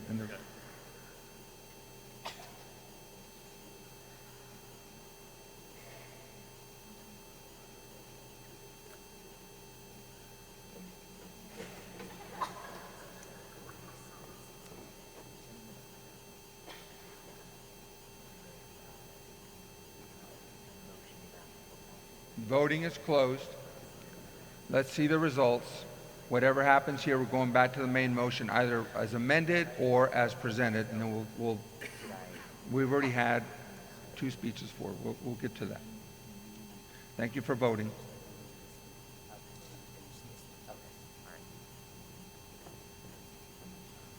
All right. 687 votes not supporting the amendment, so we're back to the main motion or the resolution. The amendment has not carried. We're back to the resolution. So the resolution is before us. If I remember, we have how many speeches? We have 2 speeches in favor of the resolution. And now we're open for 2 speeches opposed to the resolution. Microphone.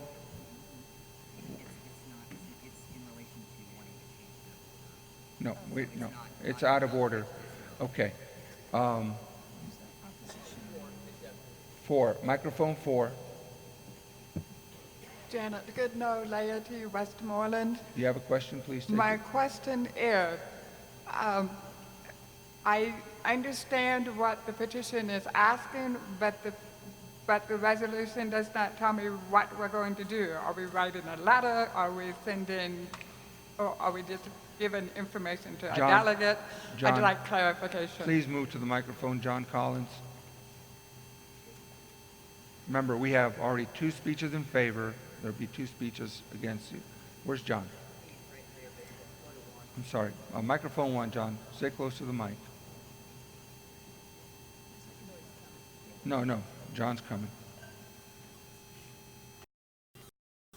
Basically, at the end of the day, all this petition does is state in the strongest terms I felt I could use that I disagree with the action at General Conference. Thank you.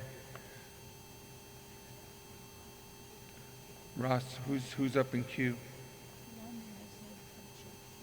All right. Number yellow. Yellow's again. Okay, you have a speech against her? Microphone 1.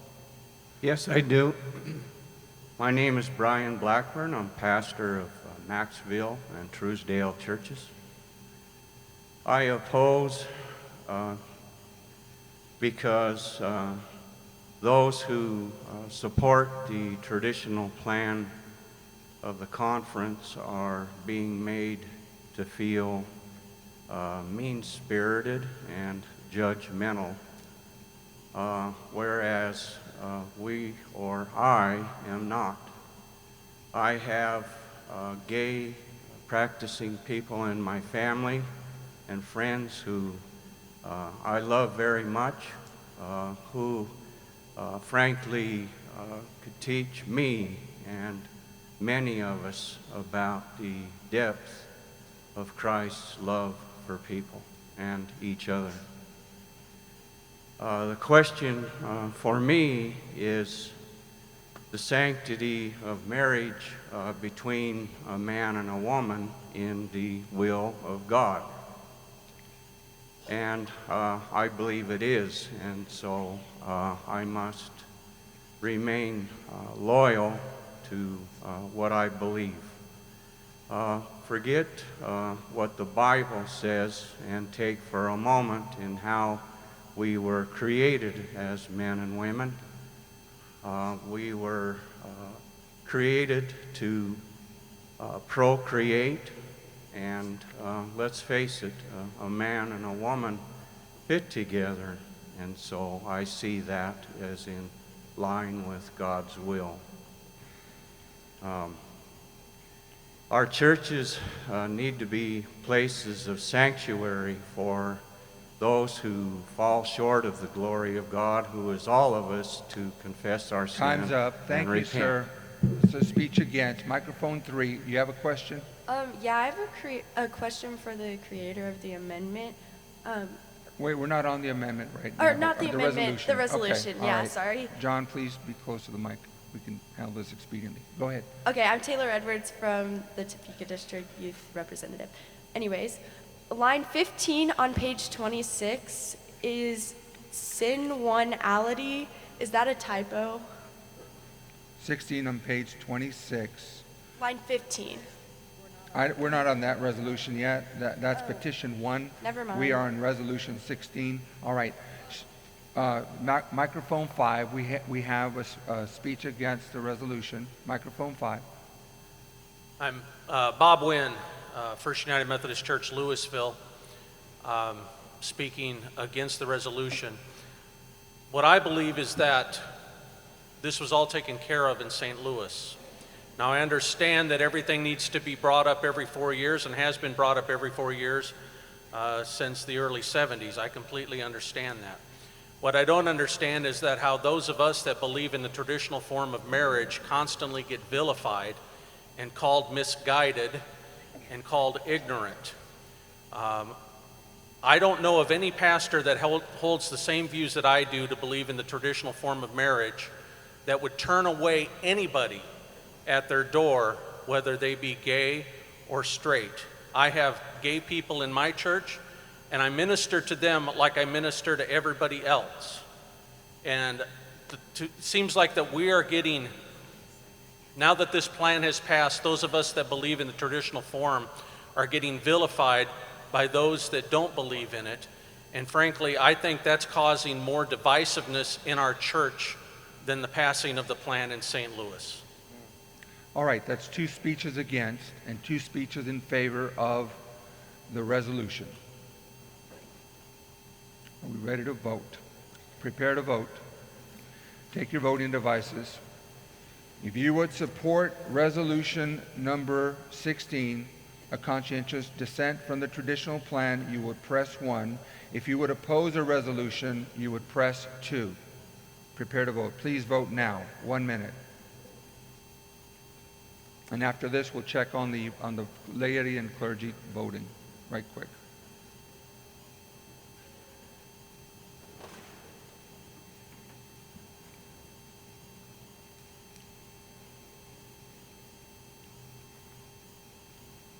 I'm going to wait till it gets down to 1 minute because it's not. Oh, there it is. Thank you.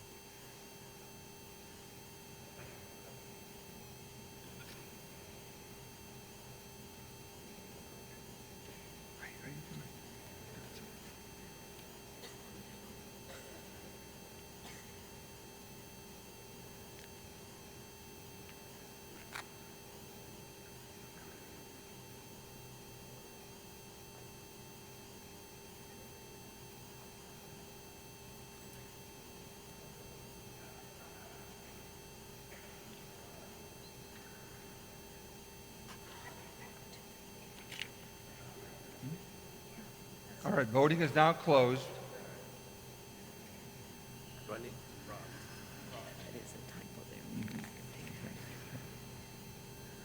Thank you for voting.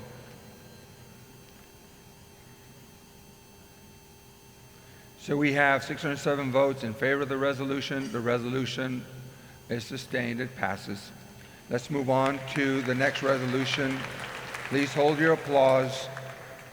Not trying to set up a winners and losers here. We're discerning who we are. Resolution 7. Oh, I'm sorry. We're going to go to the results of the voting. Would you please pull up the lay votes for alternates to jurisdictional conference? All right, 544, 238 required for majority. We do not have an election. Lady, please prepare to vote. We're going to go to 1 minute on this round. See if that can get us moving forward. There are the list of names. Lady, Bishop? yes? I want to point out that 70 votes were invalid, which I think included mine because there was a problem and I got it blocked and then was trying to redo it and ran out of time. Sorry. So can you verify that we have enough time? I can't verify. I'm just trying to be expedient here, but if 2 minutes was the issue, we're moving to 1, we may have even more votes invalid. I know this is lengthy. We're shaving minutes. We're going to go to 2 minutes. So, lady, prepare to vote. If at 2 minutes we have ineligible votes, we're just... Can we see the list one more time? We have resolutions that we would like to care for. Scroll up a little. All right. Lady, please prepare to vote. We have three lady to elect as alternates.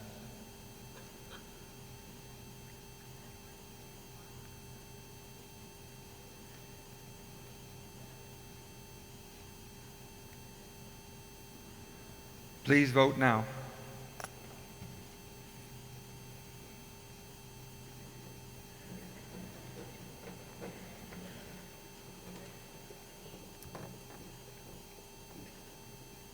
Then afterwards, we'll be ready to pull up our clergy ballots, see how the clergy did, and we'll vote then we'll move on ahead. I think we can move up to 11:15 or 11:20 and really just get out of here by 12, so we can add another 20 minutes to our time to present the delegates and then have our closing service and the fixing of appointments. Really appreciate your work. Thank you for the decorum that you're keeping. I know this is tough. It's hard on everyone here. Good man. So, the gentleman from California has been standing there with my moment, wants to move that we address the UMC next resolution as soon as we can. So that's what his amendment is. I need to ask Dennis.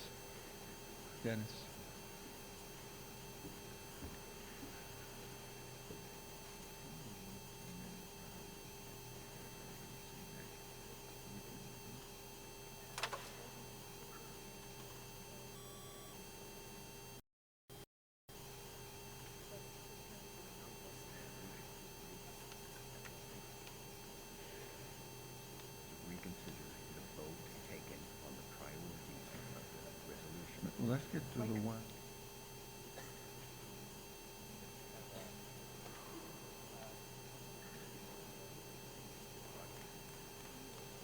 I'll take the question. Bishop.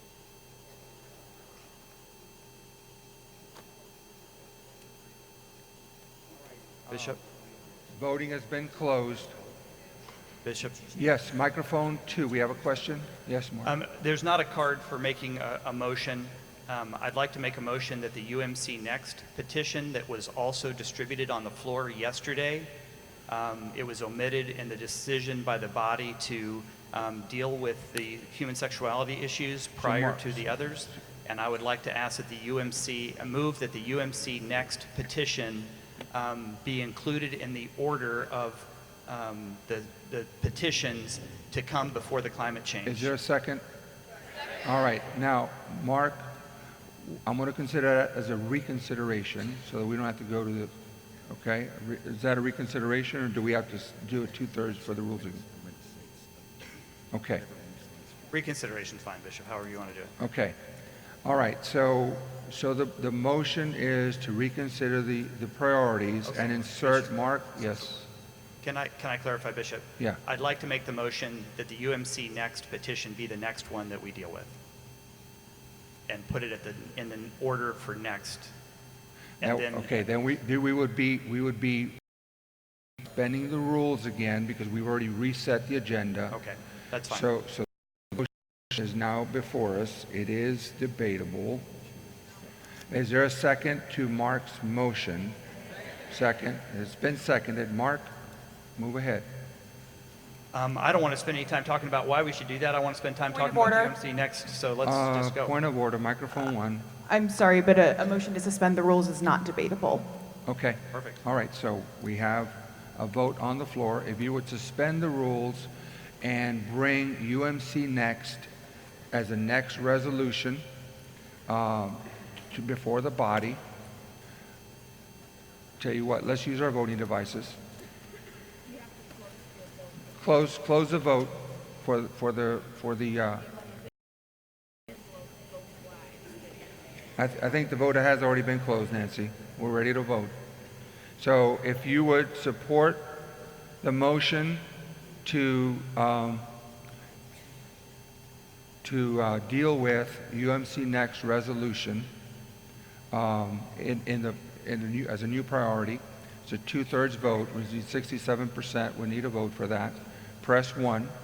If you would not support the motion, press 2. You may vote now. We have 2 minutes. Make sure all the votes are in.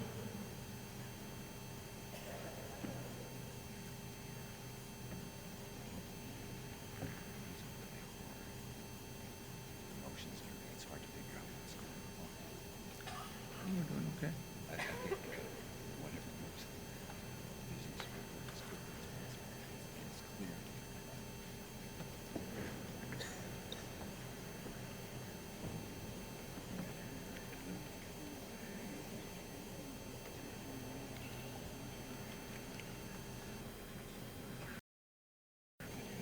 Please take a bio break as needed. Thank you for your attention. We got more people at this annual conference at this time of the meeting than we did last year. I hope our friend from Harrison, Nebraska is still present. Are you here? Would you please raise your hand? Oh, he left her. There he is, right there. Sir, you know what? Be careful on the road tonight. I know you have a long road ahead of you. Hope you have family along the way you can visit.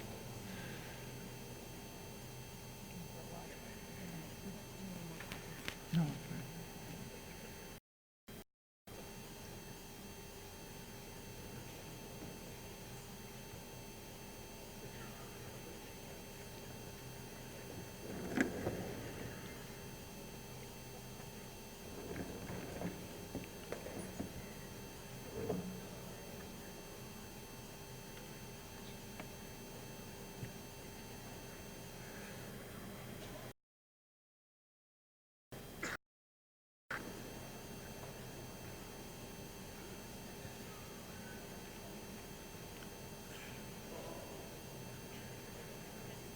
All right, voting is now closed.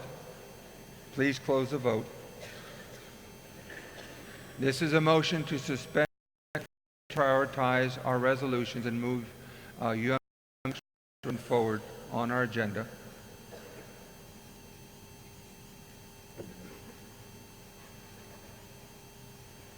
And the motion passes.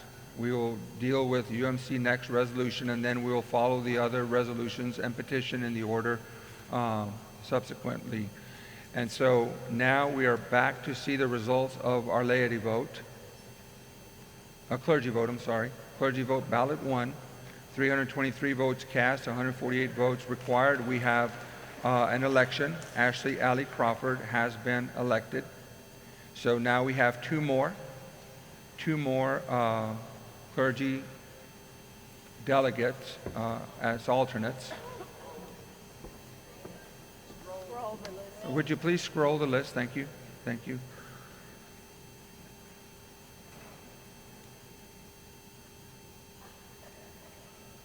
I think if you can put Ashley over the top, then we can see who's actually left. Go to Kennedy as a top, a little bit further up. No, up. I think, okay, we can see everyone there. There we go. Okay. All right, lady, prepare to vote. 2 minutes. I'm sorry, clergy, sorry. Trying to keep all this straight here. Clergy, prepare to vote.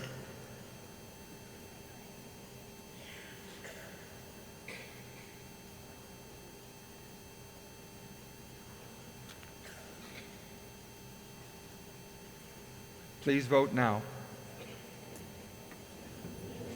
You'll be voting on two clergy alternates. 2 minutes.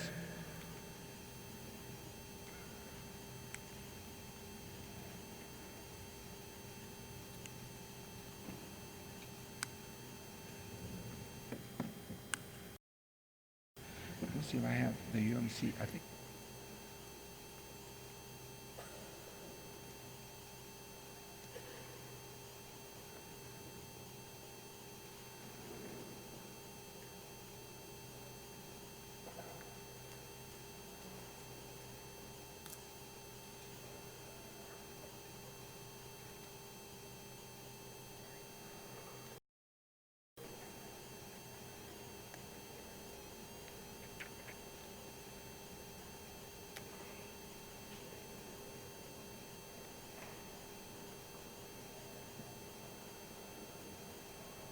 Did we already vote for an alternate?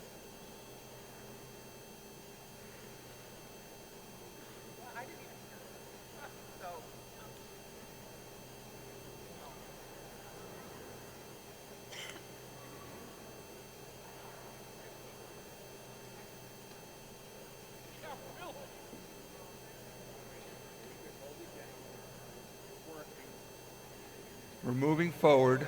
We're moving the chains down the field.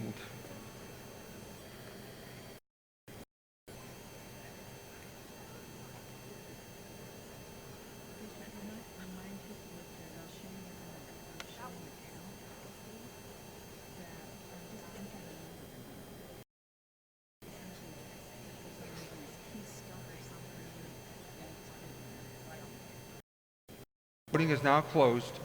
We're going to move on to resolution. This doesn't have a number, but it's resolution Great Plains supporting UMC Next. It was distributed yesterday, so it's properly before us. It was out 4 hours before. 4 hours before us. So I'm going to ask the maker of the resolution to come to the microphone. Microphone 4. Microphone 4. Laura Andrews, clergy, Winfield Grace, heading to St. Paul's, Lenexa. Last week, about 600 United Methodists came here to the Great Plains. Do we need a second on this? And gathered. Oh, do you need a second? Yes. A second. All right. Go ahead, Laura. Last week, about 600 United Methodists came here to the Great Plains and gathered at Church of the Resurrection for UMC Next, a movement of centrist and progressive who are committed to our Wesleyan faith, personal piety, and social holiness, who do not stand for the punitive nature of the traditional plan that caused further harm to our LGBTQ siblings and rejected the big tent Methodism that we know so well here in the Great Plains.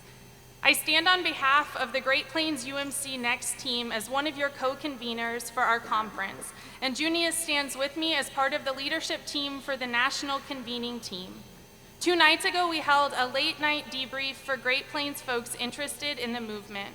We overflowed the chapel, and all 300 of us moved into the sanctuary where the Spirit moved. We grieved together, we felt hope for the future, and want to work toward a church that works for a holistic justice for all people, and also not deem people incompatible with Christian teaching, or legislate against faithful LGBTQ people who want to get married by their pastors in their churches, or want to answer a call to ministry with the dignity of their full being.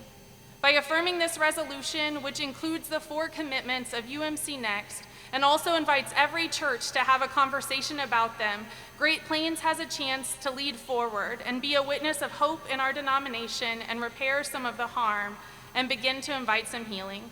We would love for you to vote for this resolution and add your voice to the movement. All right, there's a speech in favor of the resolution. Ross, what do we have? We have a speech. All right. Microphone. All right. Russ Valier, serving in Chinook, Kansas. I'd like to speak in opposition to that resolution, All right. sir. Move My ahead. first ever general conference, maybe, I don't know, last. I'd like to deal with this in the way that I guess I could best, and that's with music. So I got a beat on 2 and 4. I've been lonely, I've been cheated, I've been misunderstood. I've been washed up, I've been put down, told I'm no good. But with you, won't you help me be strong? There's a change in my life since you came along. Now, in 1972, I was at a lay witness mission, met Jesus at a United Methodist Church. Praise be to God. There's been a change in my life since then. A word, Bishop, when I was growing up, as a good speller, I like to look at anti-disestablishmentarianism. Love that word. And I learned how to spell it. It was a rebel call of the day to the streets to protest, to resist the man. I would submit to you, my brothers and sisters, that anti-disestablishment folks seem to have overwhelmingly become, as per the last vote, the establishment here. If you truly wish to rebel and be as Jesus said, blessed are you when men revile you and say all manner of evil against you. For my sake, he says, rejoice and be exceeding glad, for so persecuted they the prophets which were before you, and great is your reward in heaven. So I would encourage you, as brothers and sisters in Christ, that we take an attitude of rebellion, be of good courage, stand against the establishment and the big money that seems to prevail here, and be a rebel. And in the Great Plains Conference, we don't celebrate sin. Jesus never did, neither should we. Well, I would encourage you to be a rebel and stick with traditional plans. Thank you. That's a speech. We have microphone 1 in favor. This will make 2 speeches in favor, then we'll move on to 1 more speech against. I'm sorry, we have a question, microphone 3. What is your question, sir? Kenneth Baker, clergy, Paola, Kansas. Yes. In reference to point 3 on page 25 of the resolution, I would like to know the intent and implementation of that. Does this mean that we will work within the bounds of the Book of Discipline to resist legislatively these actions, or does that mean that we will now operate in open defiance?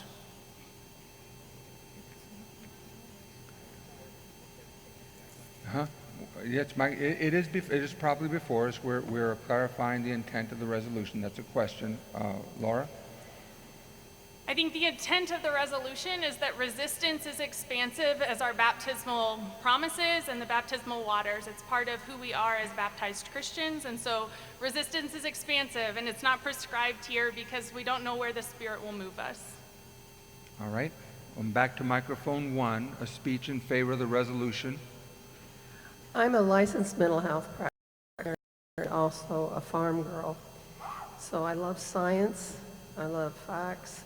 Science has brought us so far along, especially in terms of health. Remember, bloodletting was okay, leeches were okay, to evil spirits. We've come a long way since then. And as a mental health practitioner, I just want to note that the American Psychological Association,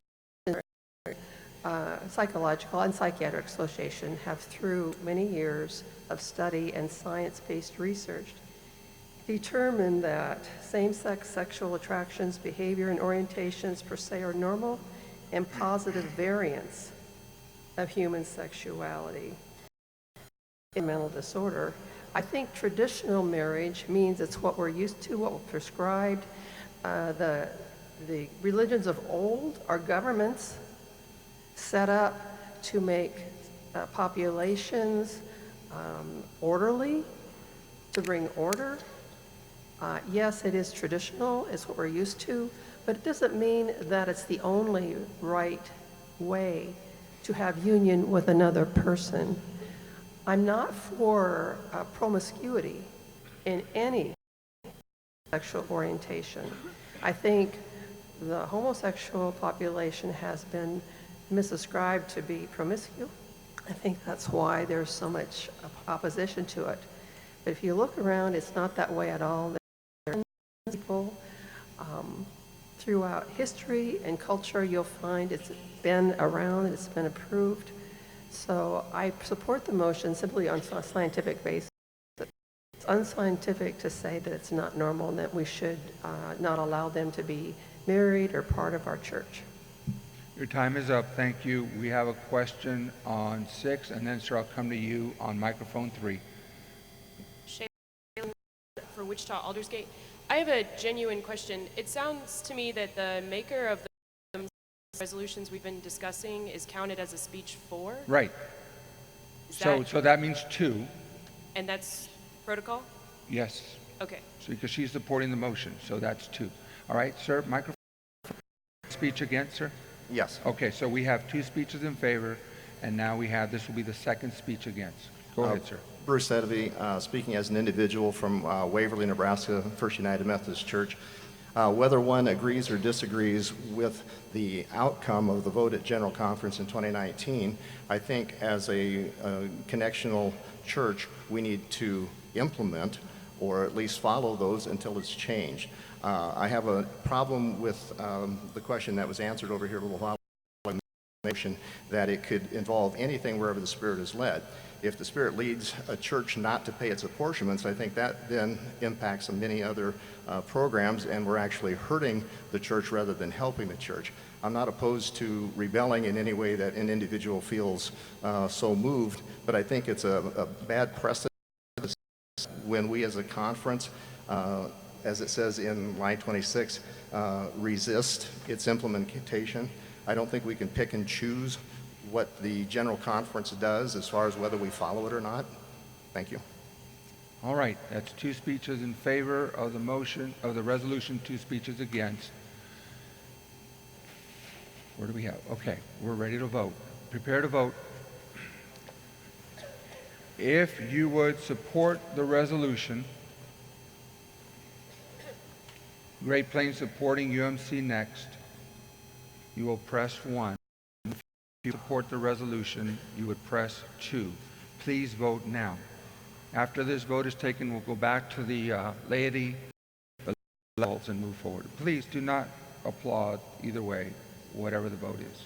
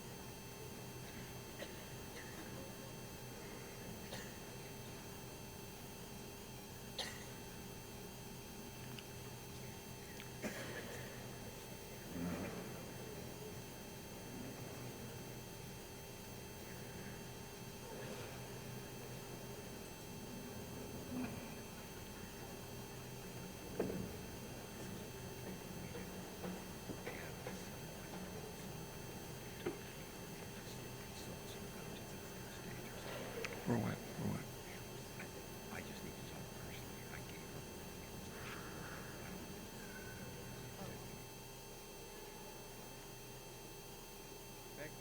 Becky Sadler, if you are in the room, could you please meet Dennis Livingston out here on this side? Becky Sadler. Becky Sadler. Would you please meet with Dennis Livingston on this side of the stage? All right, the voting has been closed.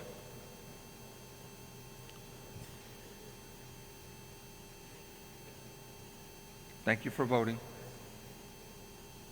All right, the resolution passes 586 votes to 396 no votes. All right, let's move on to the laity results for the jurisdictional election. Laity needed to elect 3 persons as alternates to the jurisdiction. Let's see the results here. All right, so we have, are these 2 new ones? Are these 2 new ones? Okay, so we have 2 elections. Roy Koesch and Abraham Ruffporn have been elected. All right, if you can move up and we can see the others that are there, then we can move on to our second vote. So later you have 1 more lay delegate to elect as an alternate. And we're going to move with 1 minute now, 60 seconds, so that we can move on. And then we'll check the clergy results, and we'll take a vote then. Then we'll move on to the next resolution before us.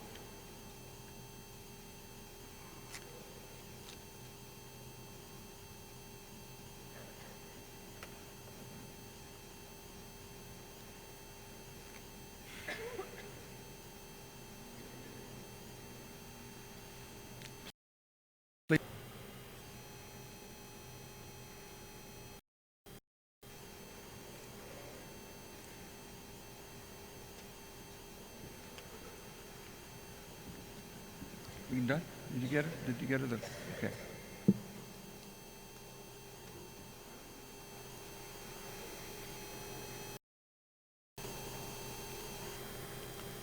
Uh-oh.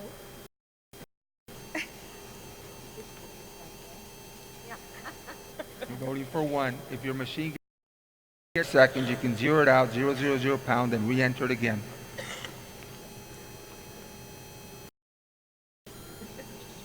We'll go to your question after we close the vote.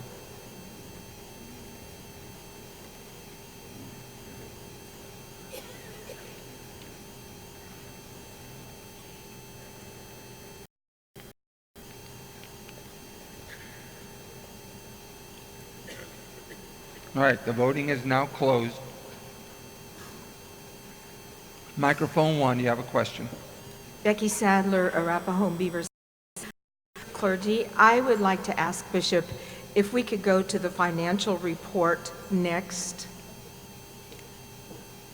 Yes, we have some business to do there, and we can do that. Thank you. Thank you.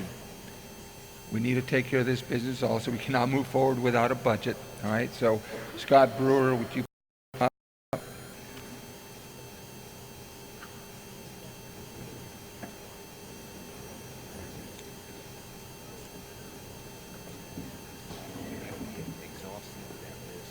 No.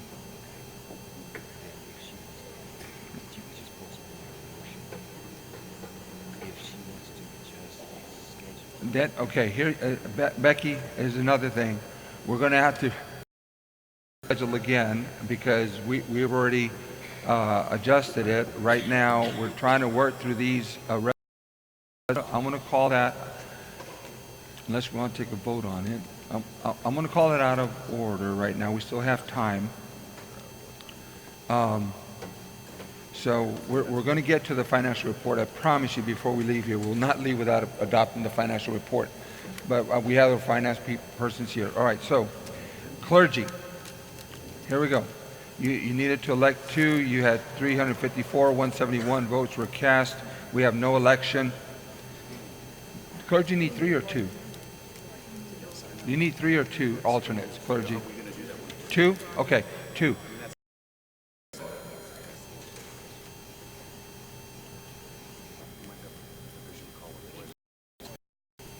We need 2 clergy alternates.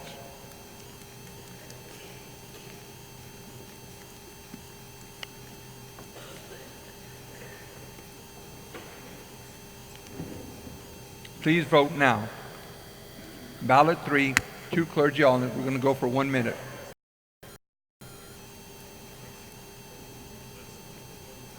We're voting.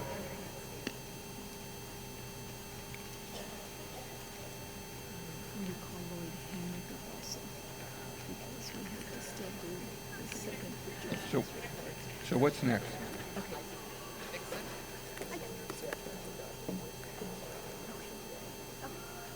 background's done?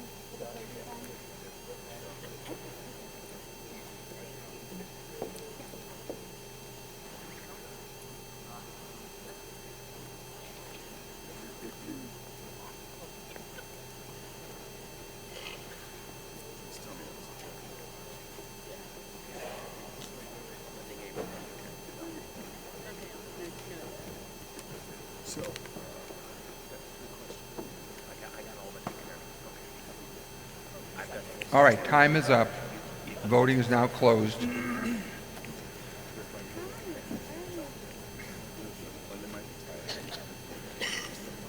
Dennis, we need to get these reports in for the trustees. We need to get the report in for the trustees.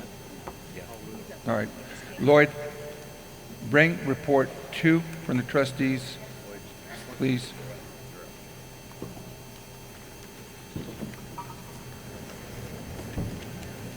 Caught me off guard, Bishop.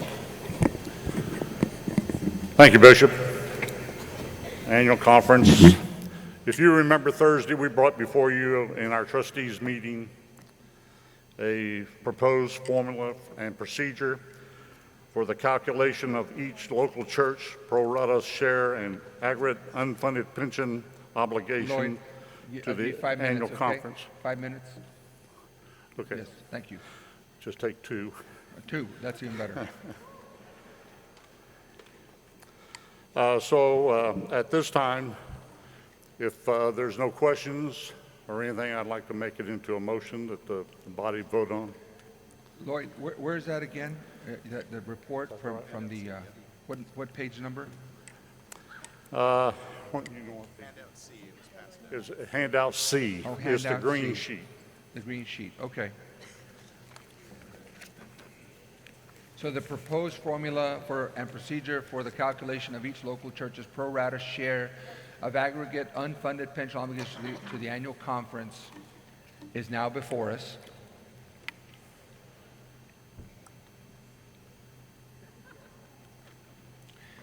If you would support the formula, raise your hand.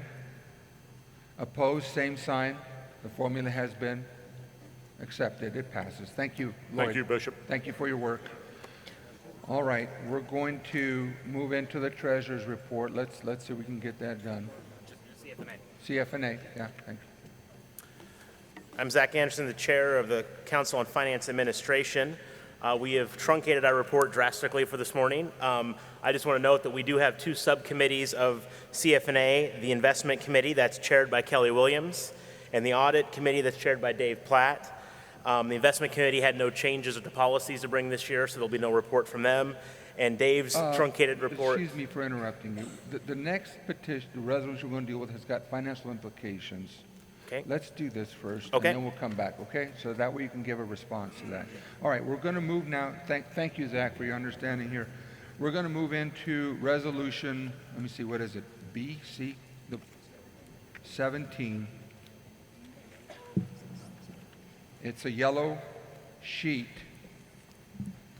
Resolution 17, Action for Inclusive Ministry in the Great Plains Annual Conference. I'm going to ask Christine Potter, maker of the motion, to step up. Where's Christine? Microphone 4. Microphone 4. Christine Potter, clergy, Countryside UMC, Topeka District. This resolution is a response of reconciliation. It's a response of reconciliation. Before you go on, we need to second your. Oh. Yeah. So there's a second. All right. Thank you. Move ahead. It's a response of reconciliation for the entire body of Christ, and specifically for the harm that has been done to the LGBTQIA community and persons that I think we can all agree has happened. It is meant to affirm persons of the LGBTQIA community and that they do have a place in mission and ministry in our church. It focuses on lifting up mission of our church, which is this year to therefore go and serve. It is focused on action and ministry, and I believe that it is a way for all sides, for people standing at various positions to see how we can uplift the ministries of the LGBTQIA community in our midst. Thank you, Christine. That's a speech in favor of the resolution. We have a question, microphone 4. Bishop Andy Hargrove, clergy, Wellington, Kansas. I have a question of law, Bishop. I believe this petition is out of order based on Book of Discipline, paragraph 613.19. I can read that if you would like. Yeah, go ahead, Andy. To ensure that no annual conference, board, agency, committee, commission, or council shall give United Methodist funds to any gay caucus or group, or otherwise use such funds to promote the acceptance of homosexuality or violate the expressed commitment of the UMC not to reject or condemn lesbian and gay members and friends. The council shall have the right to stop such expenditures. This restriction shall not limit the church's ministry in response to the HIV epidemic, nor shall it preclude funding for dialogues or educational events where the church's official position is fairly and equally represented. Andy, I vetted this for this very same disciplinary paragraph. I had an incident that happened to me at my former conference related to this. As I understand the resolution, Andy, it is not promoting LGBTQI. It is actually ministries that raise up LGBTQ persons as missional leaders. It's a leadership development resolution rather than a promotion or an advocacy per se of a caucus group. I would appreciate it if the maker of the motion would confirm that. Thank you. I'm happy to speak to that. This is clearly not giving money to a gay caucus or group because it is going to local congregations. The funding is not directed towards acceptance of homosexuality, but to raising up missional leaders. Thank you. All right. Microphone 3. So you have a speech in favor of the resolution. So this will be the second speech in favor. I have a question on microphone 4, please. Yes, I would. Excuse me a second. Bob, excuse me. And then we'll go to your question, ma'am. We want to make sure that your question is resolved, and we'll go to microphone 3. Go ahead. Resnick from Shawnee Heights United Methodist Church. Yes, sir. Laity. I'd like to know, is this an annual grant of $20,000, or is this a one? The maker of the motion, please address that. That has not been clarified on my resolution, and so the intent was for this to be just a lump sum of $20,000. So I guess a one-time. So it does have limits as it is now presented. All right. Microphone 3, you have a question. Carol Garwood, Lady, South Sioux City. My question, I see that it is to be implemented by the Mercy and Justice team, and my understanding is that the Mercy and Justice team awards grants and has grants money available. Is there any restrictive language in anywhere that says that Mercy and Justice team is not allowed to award grants for this type of activity? I'm going to have Kalaba Chali please address this. Would you please go to the mic? Bishop, microphone 4. Kalaba Chali, Mercy and Justice staff. Yesterday I had a conversation with Zach from the Finance Committee, and we agreed that it will be better for the money to come from the reserves. All right. The question, okay. Question on microphone 1. Yes, sir. Question for the author. Yes, sir. Please define missional leadership. All right. Thank you for your question. A missional leader is someone who leads missional efforts in the conference. The mission of our church, as we know it, is to make disciples of Jesus Christ for the transformation of the world. So any ministry efforts that support that mission of our conference would be included in this resolution. Our focus this year is serving others, so examples could be starting a new outreach in the community, such as feeding, clothing, working to help people out of poverty, spreading the good news of Jesus Christ to our neighbors who haven't heard it or who haven't heard it in a compelling way. It also could be used for training in the ministries of the like. Thank you. All right, microphone 2. This is a speech in favor. Hi, Bella McAtee, Youth Representative from the Missouri River District. May I remind you that there was once a time when we were debating over the rights of women in the church. Now look at the success, new ideas, and kindness women have brought our church and continue to bring. Think of how more amazing the Methodist Church could become with more inclusiveness.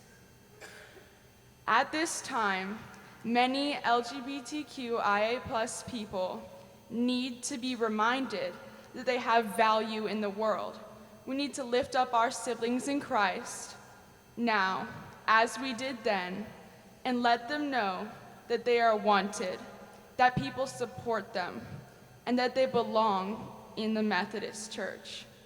I urge you to vote yes to this resolution to show our LGBTQIA+ brothers and sisters in Christ that they are loved, to show the world that the Great Plains Annual Conference is inclusive. Thank you. All right, that's 2 speeches in favor. Now we need 2 speeches in opposition to the motion. We have microphone 6. You have, what is pink? Amendment. An amendment. All right, sir. What is your amendment? Hi, Abraham Ruffcorn, the Kansas City District Young Adult Representative. I have an amendment on the therefore let it be resolved, the second line, where it says for funding available to local congregations. I would like to strike the word for and add and conference.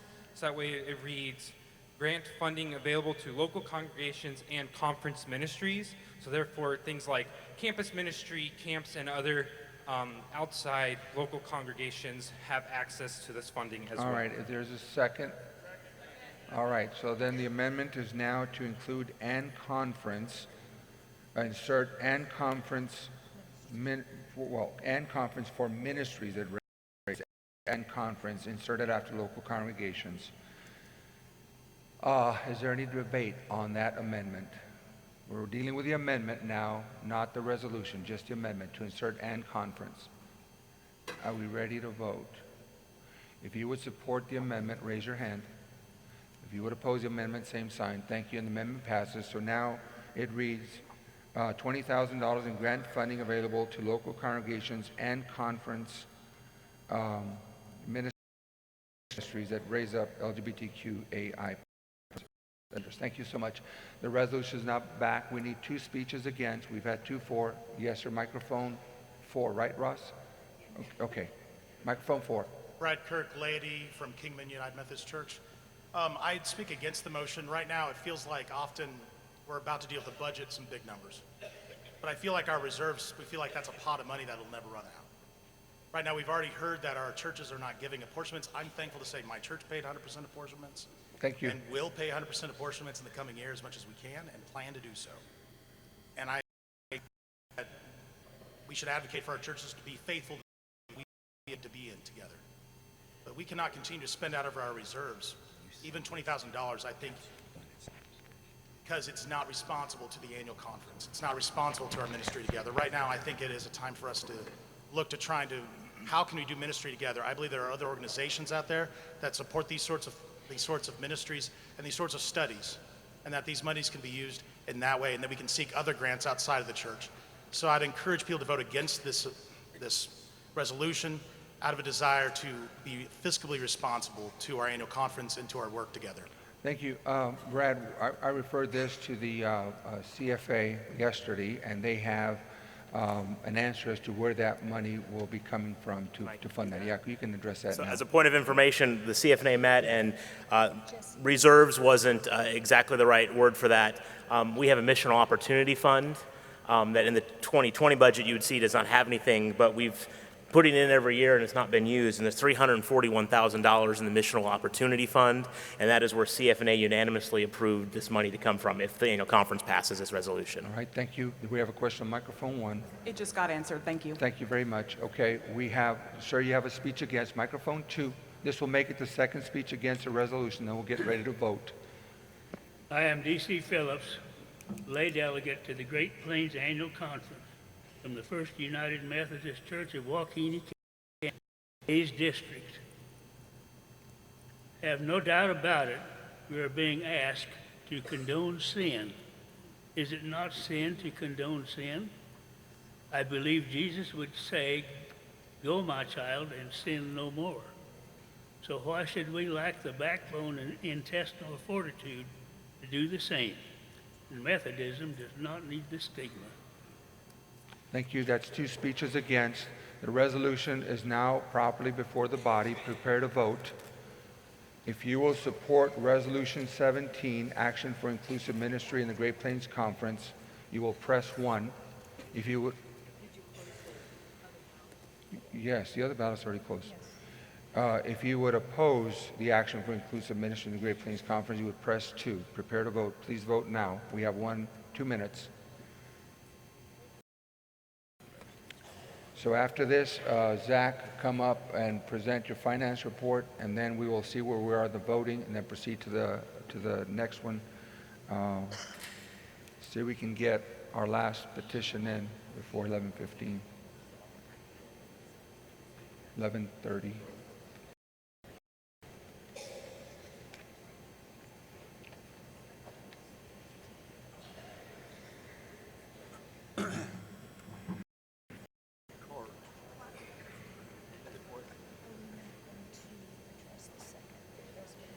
We don't get to Bishop? Yes. Bishop? Yes. Number 4? 4 are you? Okay. This is a question. Yes, sir. It's not to make light of anything we're talking about here, because everything we're talking about here is extremely important. So but what's can the I have question? my squirt gun back? Yes, you can. No. I'm going to save it for next annual conference. And you know what? It's a good thing Okay. I haven't had to use it at this one, but I will if I need to. All right. Would you explain to my wife then that it's okay? Raise your hand, honey. Thank you. Thank you. Thank you, The sir. bishop is keeping my squirt gun, and the bishop says I have permission to buy another one.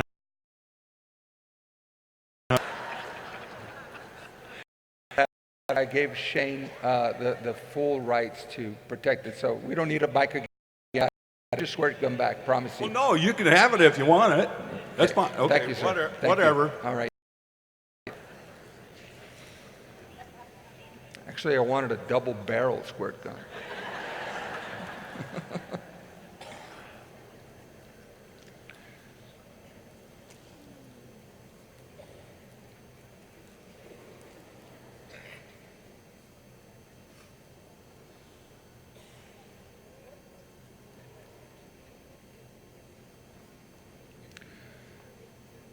All right, the voting is now closed.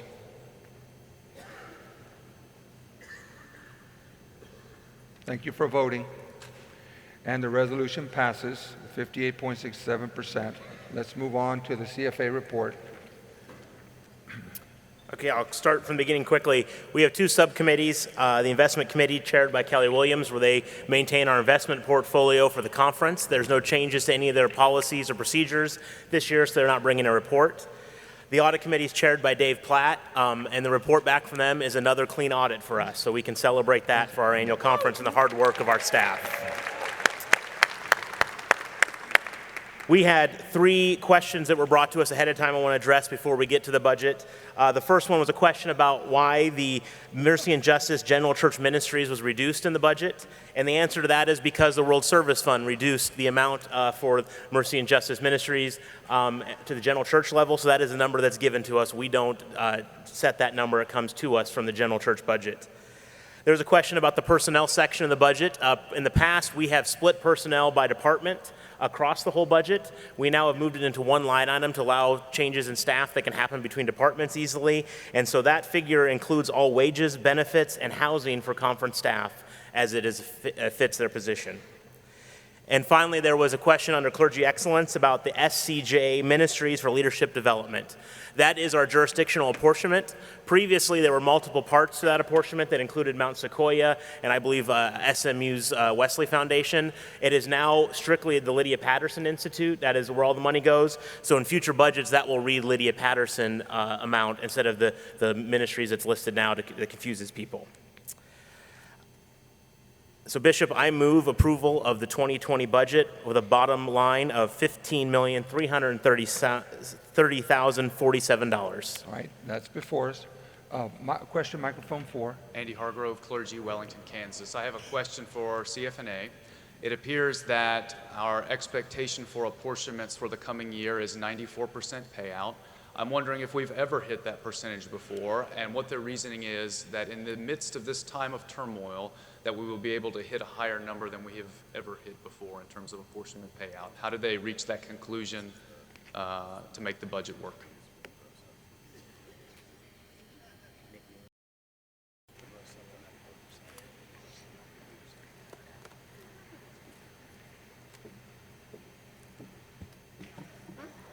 Please tell us who you are. Nikki Beavesing, the Assistant Treasurer for the annual conference. The reason for the 94% is based on the way that we budget for the general and jurisdictional apportionments. Currently, we only that we receive. So if we receive in 90%, then that's the amount that's paid into the general and jurisdictional. We are required to list the entire amount that is apportioned. So if we were to receive 94%, we would be able to pay 100% of the apportionments for the general and jurisdictional. Thank you. I'm aware of that calculation. I was curious more about the given season of the church and the expectation that our apportionment payouts will continue at past rates. Andy, we've had discussions about what may or may not happen as the year goes on, and the plan is for CFNA. Every year we do a funding plan for the previous year after the budget. We know we're going to have a lot of work this fall. Down the percentages to different departments based on what we project we may bring in. It's hard at this point to know whether churches are withholding because so many of our churches don't pay until the end of the year. In a few months, and I expect a lot of work. So we are essentially thinking things will stay flat is our opinion, but we know that we will have to adjust as the numbers tell us differently as the year goes on. All right. Yes, ma'am. You have a question, microphone 2. Actually, I turned the question up because I have a question. I'm Joyce Solomon, lay member from Myrna United Methodist Church and current vice president of the United Methodist Women Conference team. We need to step out in faith in our giving. We are a missional church. The United Methodist Women started in mission, and when we put a number out there. So, ma'am, do you have a question? That's why I put it up. Not exactly. Yeah, but my question is, I guess, why are we not stepping out in faith in our giving? Thank you, ma'am. That's my question. Thank you. All right. The budget is before us. If you would adopt the budget for 2020, you would press 1. Do it by raise of hands. How about that? If you would adopt the budget for 2020, please raise your hand. Opposed, same sign, and the budget is adopted. Now we're moving on to, let me see, where are we at in the, thank you so much, CFA team. Let's get the CFA team. Thank you so much. Okay. Petition, we're at petition 1, page 25. Petition 1, page 25. And friends, this will be the last petition that we will deal with at this annual conference that we'll have. Oh, we still need to find out how the voting went. So let's see where the voting is right now. Okay, ballot 3, laity alternate delegates. We have 1 election. Charlie File has been elected. And so now we have, what, 1 more to go? Yes? 2 more still? Okay. We're done. Hey! Let's give the laity a hand. Thank you, laity. All right, clergy, we've got some work to do here. So, okay, thank you so much. We have the full say, prepare to come up front. We want to recognize you shortly after we conclude our next petition. Let's look at our clergy ballots. We needed, how many did we need to elect there? Got muddy, 2? All right. We needed 2. We have elected 1. Kurt Cooper has been elected. All right, so we have 1 more to elect. So clergy, please prepare to vote. We're going to do it for 1 minute, and then we will move forward. So prepare to vote.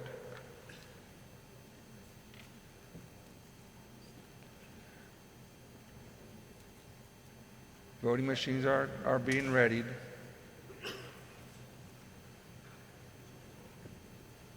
Please vote now. Ma'am, you have a question? Microphone 2. Yegong Lee, youth delegate from the Hutchinson District. I'm wondering, are we suspending Resolution 15, or are we going to go over it later? If we can get to it, we will. Okay, Right? thank you. We have a hard line. We're at 11:25, más o menos. And I don't know. It just seems how the body goes. We'll work on it. Okay, Thank you. you.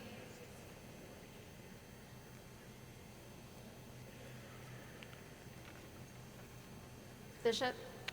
I'm sorry. I can't see where you're coming from. One. Okay, microphone 1. Do you have a question, ma'am? I have a request of the body. All right. Nick King, clergy at El Dorado First. Yesterday there was a mass shooting in one of my hometowns, which is Virginia Beach, Virginia. Could we offer a moment of prayer in response Mick, to that? we did that at the opening of our conference. Thank you so much. But yes, Mick, we will continue. Well, thank you, body. You guys are awesome. Thank you. All right, time's up. Voting has been closed. The clergy need. One for the clergy? Okay, all right, so here we go. How long will it take to get that result? Oh, they're putting up the word. Here we go. Election report. With all counties reporting. We're going to call it, and we do not have an election. Vote again. Let's vote again. Let's get this vote in, and then we'll get to the. All right, prepare to vote. If you are ready to vote, clergy, scroll the names down, please.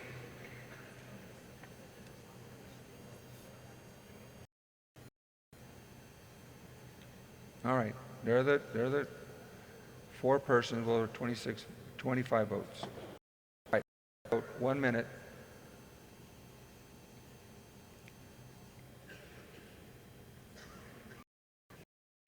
All right.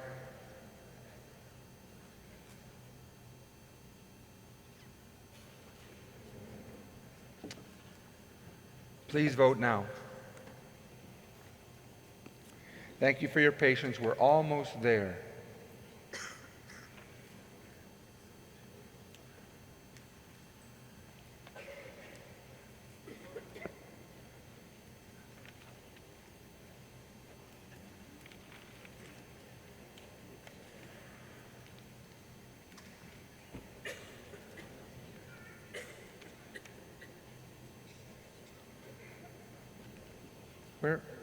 Where is that petition? Petition 1.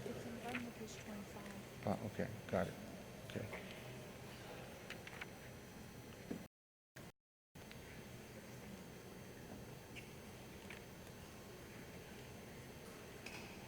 Microphone 3. Yes, ma'am.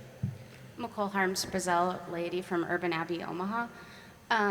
There was another resolution, also numbered number 16. It is the resolution on resolutions.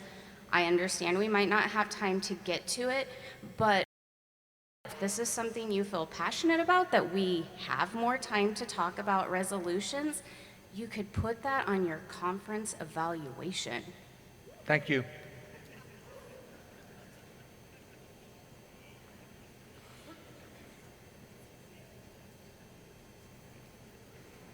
All right, is the voting, we're still voting. Is the voting closed for clergy? All right, the ballot is now closed. Ballot 5, please close the ballot. We need one more clergy. All right, we're gonna bring the results up so we can complete the slate.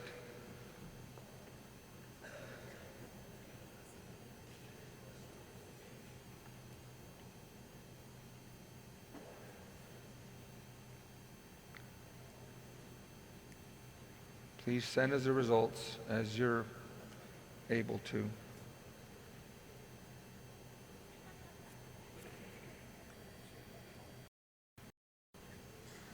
Here it is. All right, 332, and we do have an alternate and has been elected as an alternate. All right, this concludes our General conference, jurisdictional conference, and an alternate delegate to the jurisdictional conference. Would you give yourself a hand? Thank you so much for your work.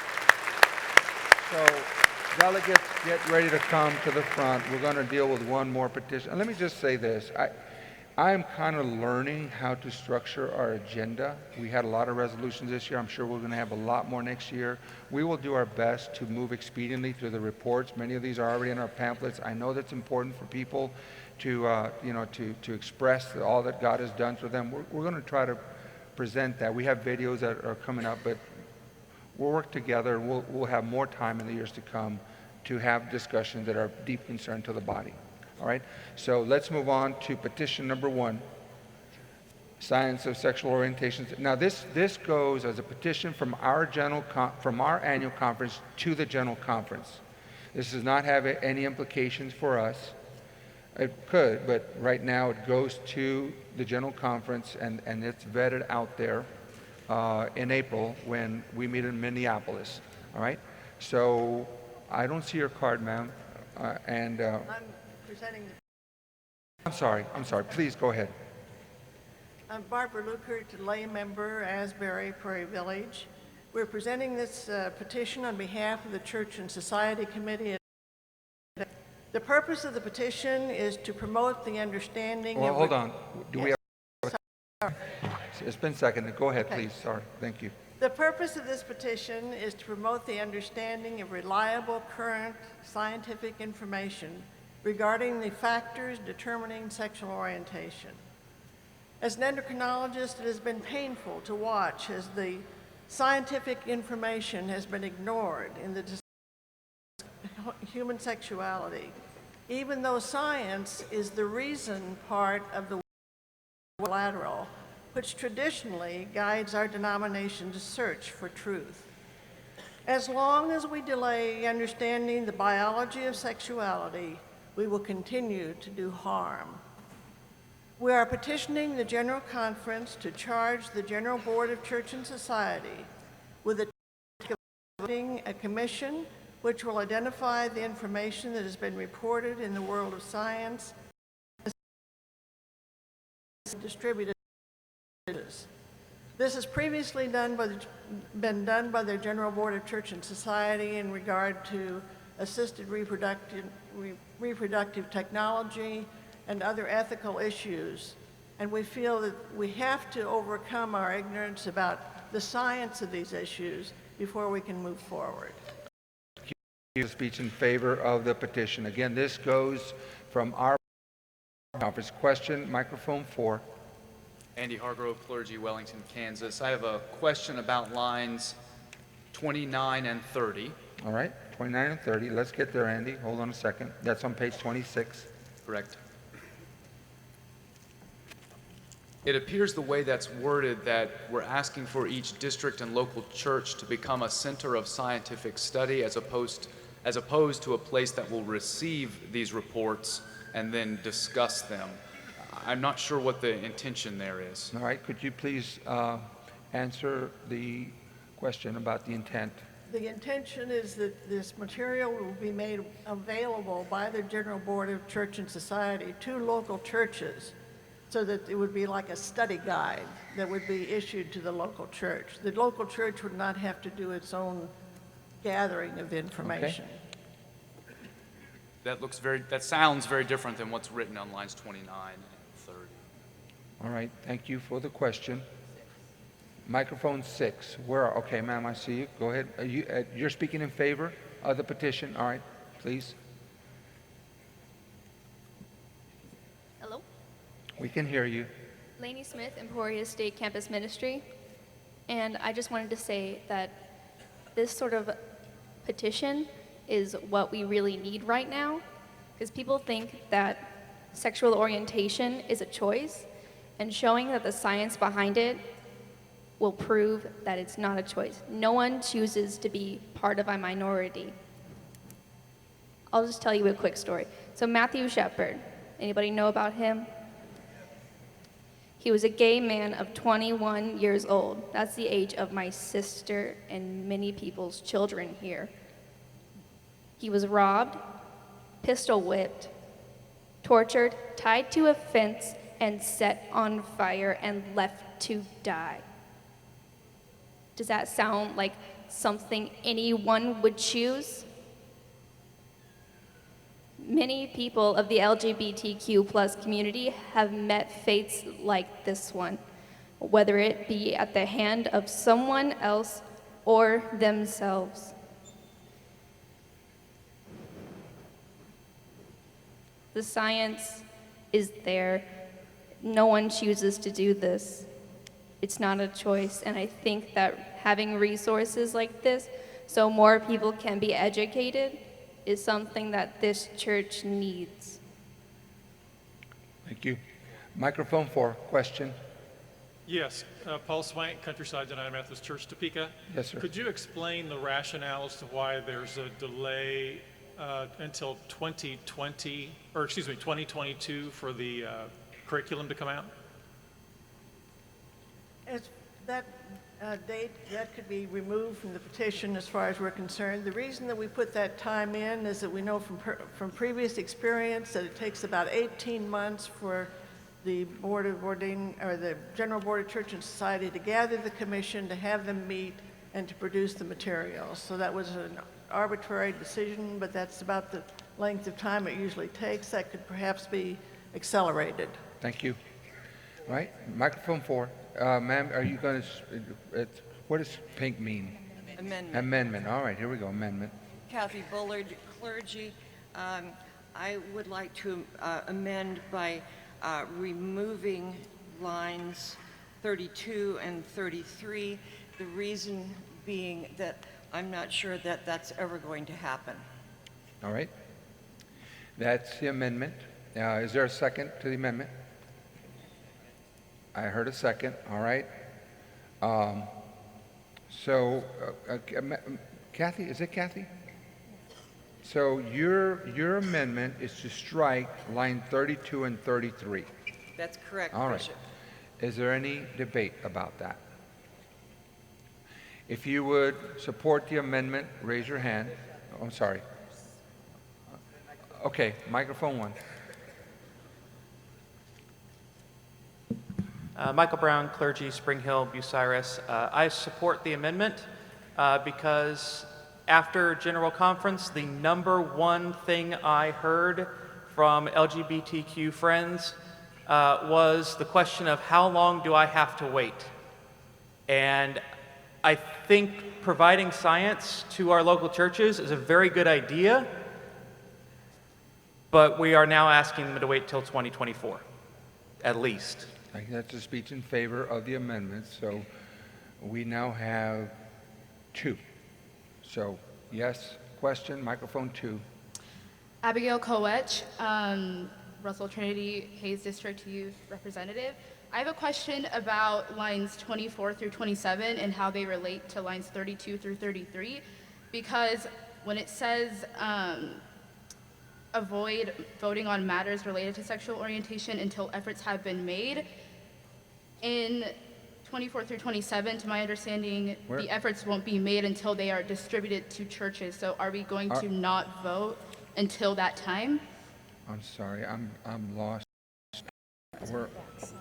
On the backside, where? So what she's saying is that this is talking about development Yeah. until 2020. It would mean that we wouldn't have no voting in 2020.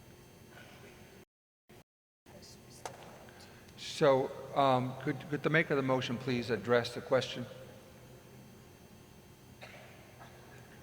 That would imply that, yes, that would imply that the vote would be delayed, because if you were waiting for the information to be distributed until with every 4 years, wouldn't be until 2024. Thank you. Microphone 4. Do you what? Okay, you have a question. Okay, ask your question. Yes, Janet Goodnow, Laity, Westmoreland. This is more of an editorial. Yes, we saw that on line 15. Yes. Yes, we'll take care of that. That's an Thank you. editorial. Thank you. And it's related to And the one is sign one ality, which is kind of like the autocorrect there, went berserkle, but it's actually sexuality, I intend, right? Discoveries related to sexuality instead of sign one ality. See that, line 15? So, yes, we'll take care of that. Thank you. Christine, I think that's the second. We already had two support for the maker of the petition, and also then from Michael, so we're good with that. Anybody opposing the petition? All right. The amendment, sorry about that. The amendment to the petition, and that is to strike lines 32 and 33. If you would vote, if you would support striking line 32 and 33, please raise your hand. If you would oppose, same sign. All right, so that has been moved. Now we go back to the petition. If lines 32 and 33 have been removed, petition is before us. If you would support petition number 1, Science and Sexual Orientation Study Guide, to be sent to General Conference on behalf of the Great Plains Conference, please raise your hand. Opposed, same sign, and the petition will move forward. All right, we are going to move into our time of recognition of the dead. Thank you for your work. Bishop? Yes, I'm sorry. Yes, sir. I believe there's only one petition left. Right. I move that we deal with our last petition in due respect to the people who presented it duly. It was printed in our program. It'll only take a few minutes, and I think the 6 minutes that we spend honoring the people who took the time to make it is well worth our time. There's actually two petitions. All right, Mark, let's move ahead. All right, one petition is left, which is the one, creation care, response to climate change. Where are we? Resolution 15. Resolution 15, response to climate change. Huh? Resolution 2. There's two petitions left. Oh. Resolution 15 There's two petitions left. Nancy, do we have any issues with staying past 12? No. We do past 12:30 because then we no longer have childcare. Okay, we do have issues past 12:30. I think we can move to another 20 minutes, and then we'll be fine as long as we get out of here by 12:30. All right, so we have what, resolution 15, and which other one? And then this resolution Okay, that came in all right, late. all right, okay. Resolution 15 is before us. Will the maker of the motion please come to the mic? All right, sorry, Randall. Richard, move. Brenda, elder appointed to Lincoln Christ United Methodist Church. Bishop and members of the conference, this particular resolution really is designed to make us more accountable, and it's really designed to promote a renewed emphasis on two types of stewardship. It calls for our churches to become intentional and accountable for reducing our carbon footprints. And so the first form of stewardship is stewardship of the earth. In Genesis, we are called upon as human persons to be, to take care of the earth, to be good stewards. We were created in God's image. That comes with both privilege and a responsibility. The responsibility is to care for the earth. We have overwhelming science that suggests that carbon dioxide is driving climate change, and that we may need to do everything we can in order to reduce our carbon footprints. The second form of stewardship is stewardship of our financial resources as churches. Basically, what this resolution calls upon us to do is to become better stewards of our financial resources by reducing our carbon footprint, and therefore reducing the costs that we incur as churches in terms of utilities, electricity, and the consumption of petroleum. So I urge everybody to support this resolution, and that we are willing to hold ourselves accountable to stewardship, care for the earth, as well as good stewardship and care for the financial resources that we've been entrusted with. Thank you. Ross, where are we? There's an amendment, all right. Andy Hargrove, clergy, Wellington, Kansas. I would like to amend.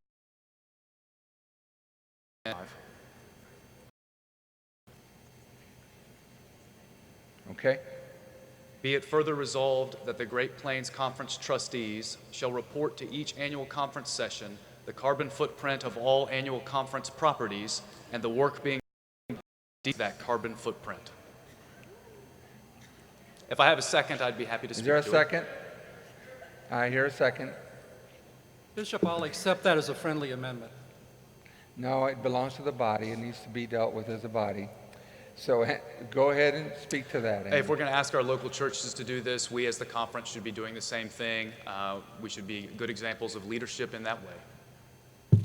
So your amendments, restate your amendment again. You're inserting language. On line 9, be it that the Great Plains Conference trustees shall report to each annual conference session the carbon footprint of all conference properties and the work done to decrease that carbon footprint.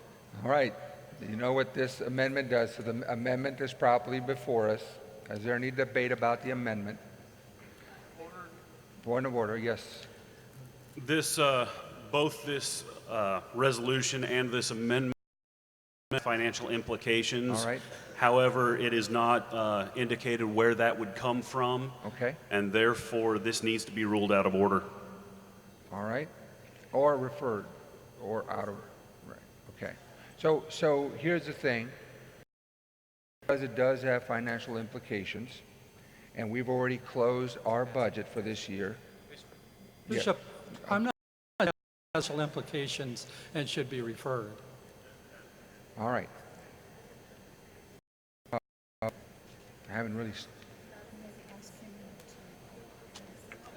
Could you explain what the financial implications are, please? Please get to the mic. We cannot hear you, sir. It says in the resolution that it has financial implications. Additionally, if the trustees are going to be charged with this, there's going to have to be staff participation in finding that. Correct. You know, it does say small. It's not what small is. I am going to rule that out of order at this point because we've already closed our finance report, and we don't have time to go to them and have them bring back a recommendation. Bishop, when I put minor financial implications, I was really thinking in terms of local. The cost of changing out from one light bulb to another is an example. I'm not sure that needs to go for. I'm not sure that it has financial implications for the conference. Okay, so we're on the amendment right now, and the motioner is moving against the amendment by putting this on the trustees. That will imply that it will have financial implications for the study and for whatever it is that we do not know what the cost of the conference. Yes, microphone 4. Treasurer, if I may provide a little additional Thank information. I do not believe that there should be significant financial implications with the amendment, so long as everybody agrees that you're not asking me to hire a third-party private energy auditor or carbon footprint auditor to come back with a certified report. But we will put together this information if it's the will of the conference, and we'll provide it, All right. I think, with minimal The amendment cost. is properly before us. Do you have a question? Microphone 3. Microphone 3, please. I just want to know, all conference properties, isn't that all the churches? Does that mean that we all That's have correct. to have That's what the something? amendment is saying. Isn't that a little excessive? That's what the amendment is requesting.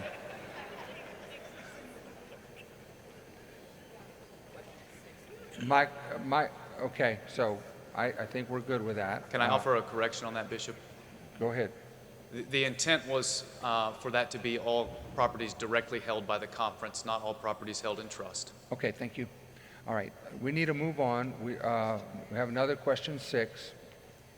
This is in regard to the amendment. Since it was classified as a friendly amendment, we don't need to vote on it, do we? Yes, we do. It belongs to the body. Technically, it belongs to the body. So are we ready to vote on the amendment? Yes. How can we determine the footprint without a scientific external audit? The amendment is before us. Microphone one. Bishop Jesse Lipp, St. Paul's Laity. I move to refer the amendment and the main motion to the Connecting Council to then direct the proper bodies to consider this issue and bring it back to the next annual So conference. there's a motion to refer. There's no debate on that. It's been seconded. Simple majority. If you would vote to refer this resolution to the Connecting Council, please raise your hand. Opposed, same sign. All right, and the resolution is referred. We're going to take a 5-minute standing pause, and we'll reconvene. I just need to confer with a parliamentarian for a second. Just take a break, stand up. We'll come back and finish our work.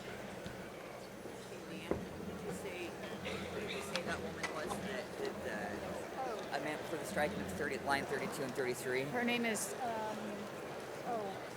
Catherine Bullard. Catherine Bullard. Would Catherine Bullard please come to the secretary's table? Catherine Bullard. Thank you. Getting the snacks, huh? I appreciate it, man. Yeah, well, I just didn't want you.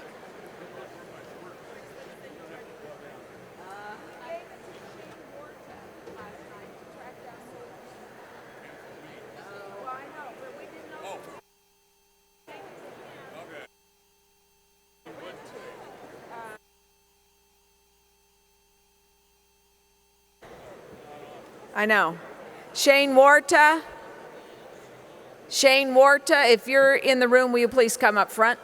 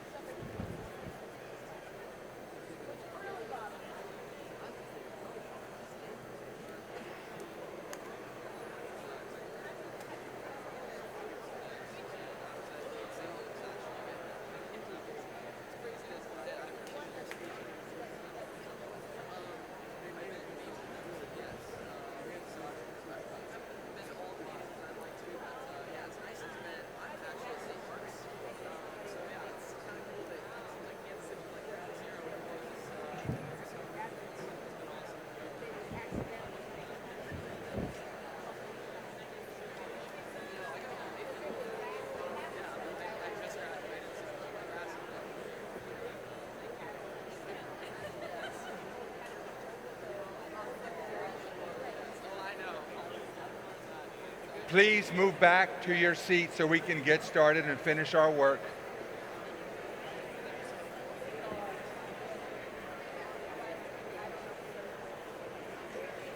If you can hear me, clap once. If you can hear me, clap twice. If you can hear me, clap 3 times. If you can hear me, shout, praise the Lord.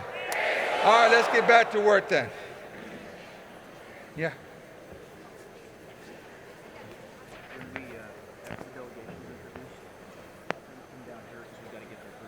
Okay.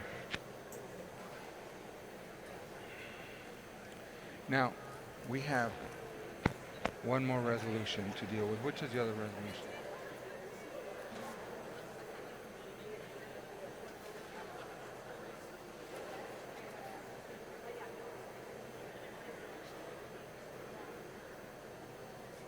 All right. I'm going to ask that the maker of resolution number 19 please come to the mic. This is submitted by Reverend Michael Brown. Michael, microphone 1. Does this need a second first? State what the resolution is, and then we'll second it. Then you can move on. So this resolution is to express a desire from this body that future sessions of this body be organized in a way that easier discussion and has a greater chance of having questions answered by referral. All right. You're already making your speech. So is there a second? Let's assume that. There's a second. All right, Michael, go ahead. The last couple of years, now 3 years, we have practically cut closing worship. We have run up against the time frame every single year. Most times, we have significant discussion around things that don't start until late on Friday, if not Saturday, and there was a chance things would get cut that had been presented duly this year. This is just, my intent was just to have something before this body that they could express a desire to do things differently. I think there could be a way to do things differently, and I wanted to express to the powers that be that we could do things in a different manner that would allow us to have financial implications and actually refer something and have something like that. So I'll yield the rest of my time. All right, we have an amendment. Go ahead, Jesse Lib, microphone 1. Jesse Lip, St. Paul's Laity. This amendment is just to make sure that we are instructing the right people. So in all 3 instances, in the last 3 paragraphs, I move that we strike, instruct the 2020 Great Plains Annual Conference Session Planning Team, and insert, encourage the bishop when setting the agenda for the 2020 Great Plains Annual Conference, so that the section reads in its entirety. The 2019 Great Plains Annual Conference encourages the bishop when setting the agenda for the 2020 Great Plains Annual Conference and all future conferences. And I believe the secretary already has this in writing. All right. So that is an amendment by striking instruct and then inserting encourage the bishop when setting the agenda. Oh, sorry. Do we need a second? Do we need a second? Second. We got it, Jesse. All right. You want to? I believe the amendment speaks for itself. Okay. Thank you. So let me just say this, and I already said it earlier today. I'm learning how to ebb and flow this conference. I'm very mindful that we have a lot of laity that are giving up vacation time, a lot of laity that are spending an extra day of travel, and clergy have more flexibility than laity. I was a lay person for 15 years before I was a clergy, so I understand that. I also understand that the more time we have, the more time we can just spin around and just do things. And so we do have some items that we need to take care of as an annual conference moving forward.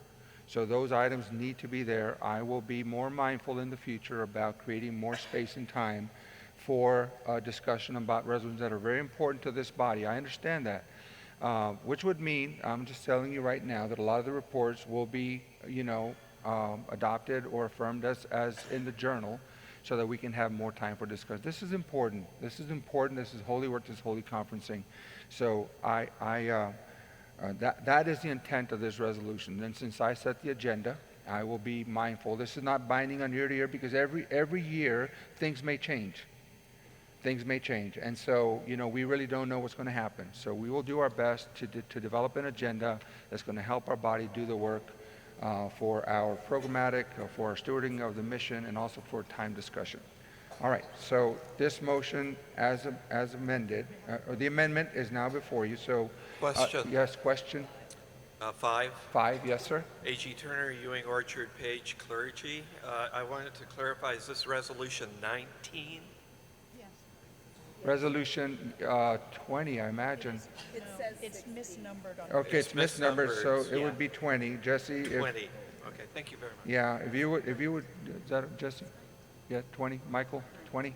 I don't Starting know in what 20 number is starting actually in 20, correct, but 2020, 16 is because not. 2019 is already behind us, almost. Hey. Okay. It's acting the 2019 to instruct your bishop. Yes, about yes, the amendment is for us, Okay. 2019, Okay, got to it. talk about 2020. I believe the question was actually, though, about the number of the resolution. All right. All right. Okay, so here we go. Would you support, question number, microphone 2. All right. If you would support the amendment to instruct your bishop, or let me say, encourage your bishop, when setting the agenda for 2020 to what? Yeah, when setting the agenda to allow more time for discussion. All right? If you would support the amendment, please raise your hand. Come on now. Yeah, you're encouraging me. It's an encouragement. Thank you. If you would discourage your bishop from doing this, please raise your hand. Thank you. Thank you. All right. Okay, so we're back to the main resolution. We know the intent of the resolution. Are there any other questions about the resolution? We're ready to vote. If you would adopt the resolution encouraging your bishop to be mindful when setting the agenda to allow more time for discussion about things that are important to the body, would you raise your hand? If no, same sign. And the resolution is adopted. You will be encouraged. Deeply encouraged. Okay, thank you so much. I'm going to ask the delegation to please come forward at this time.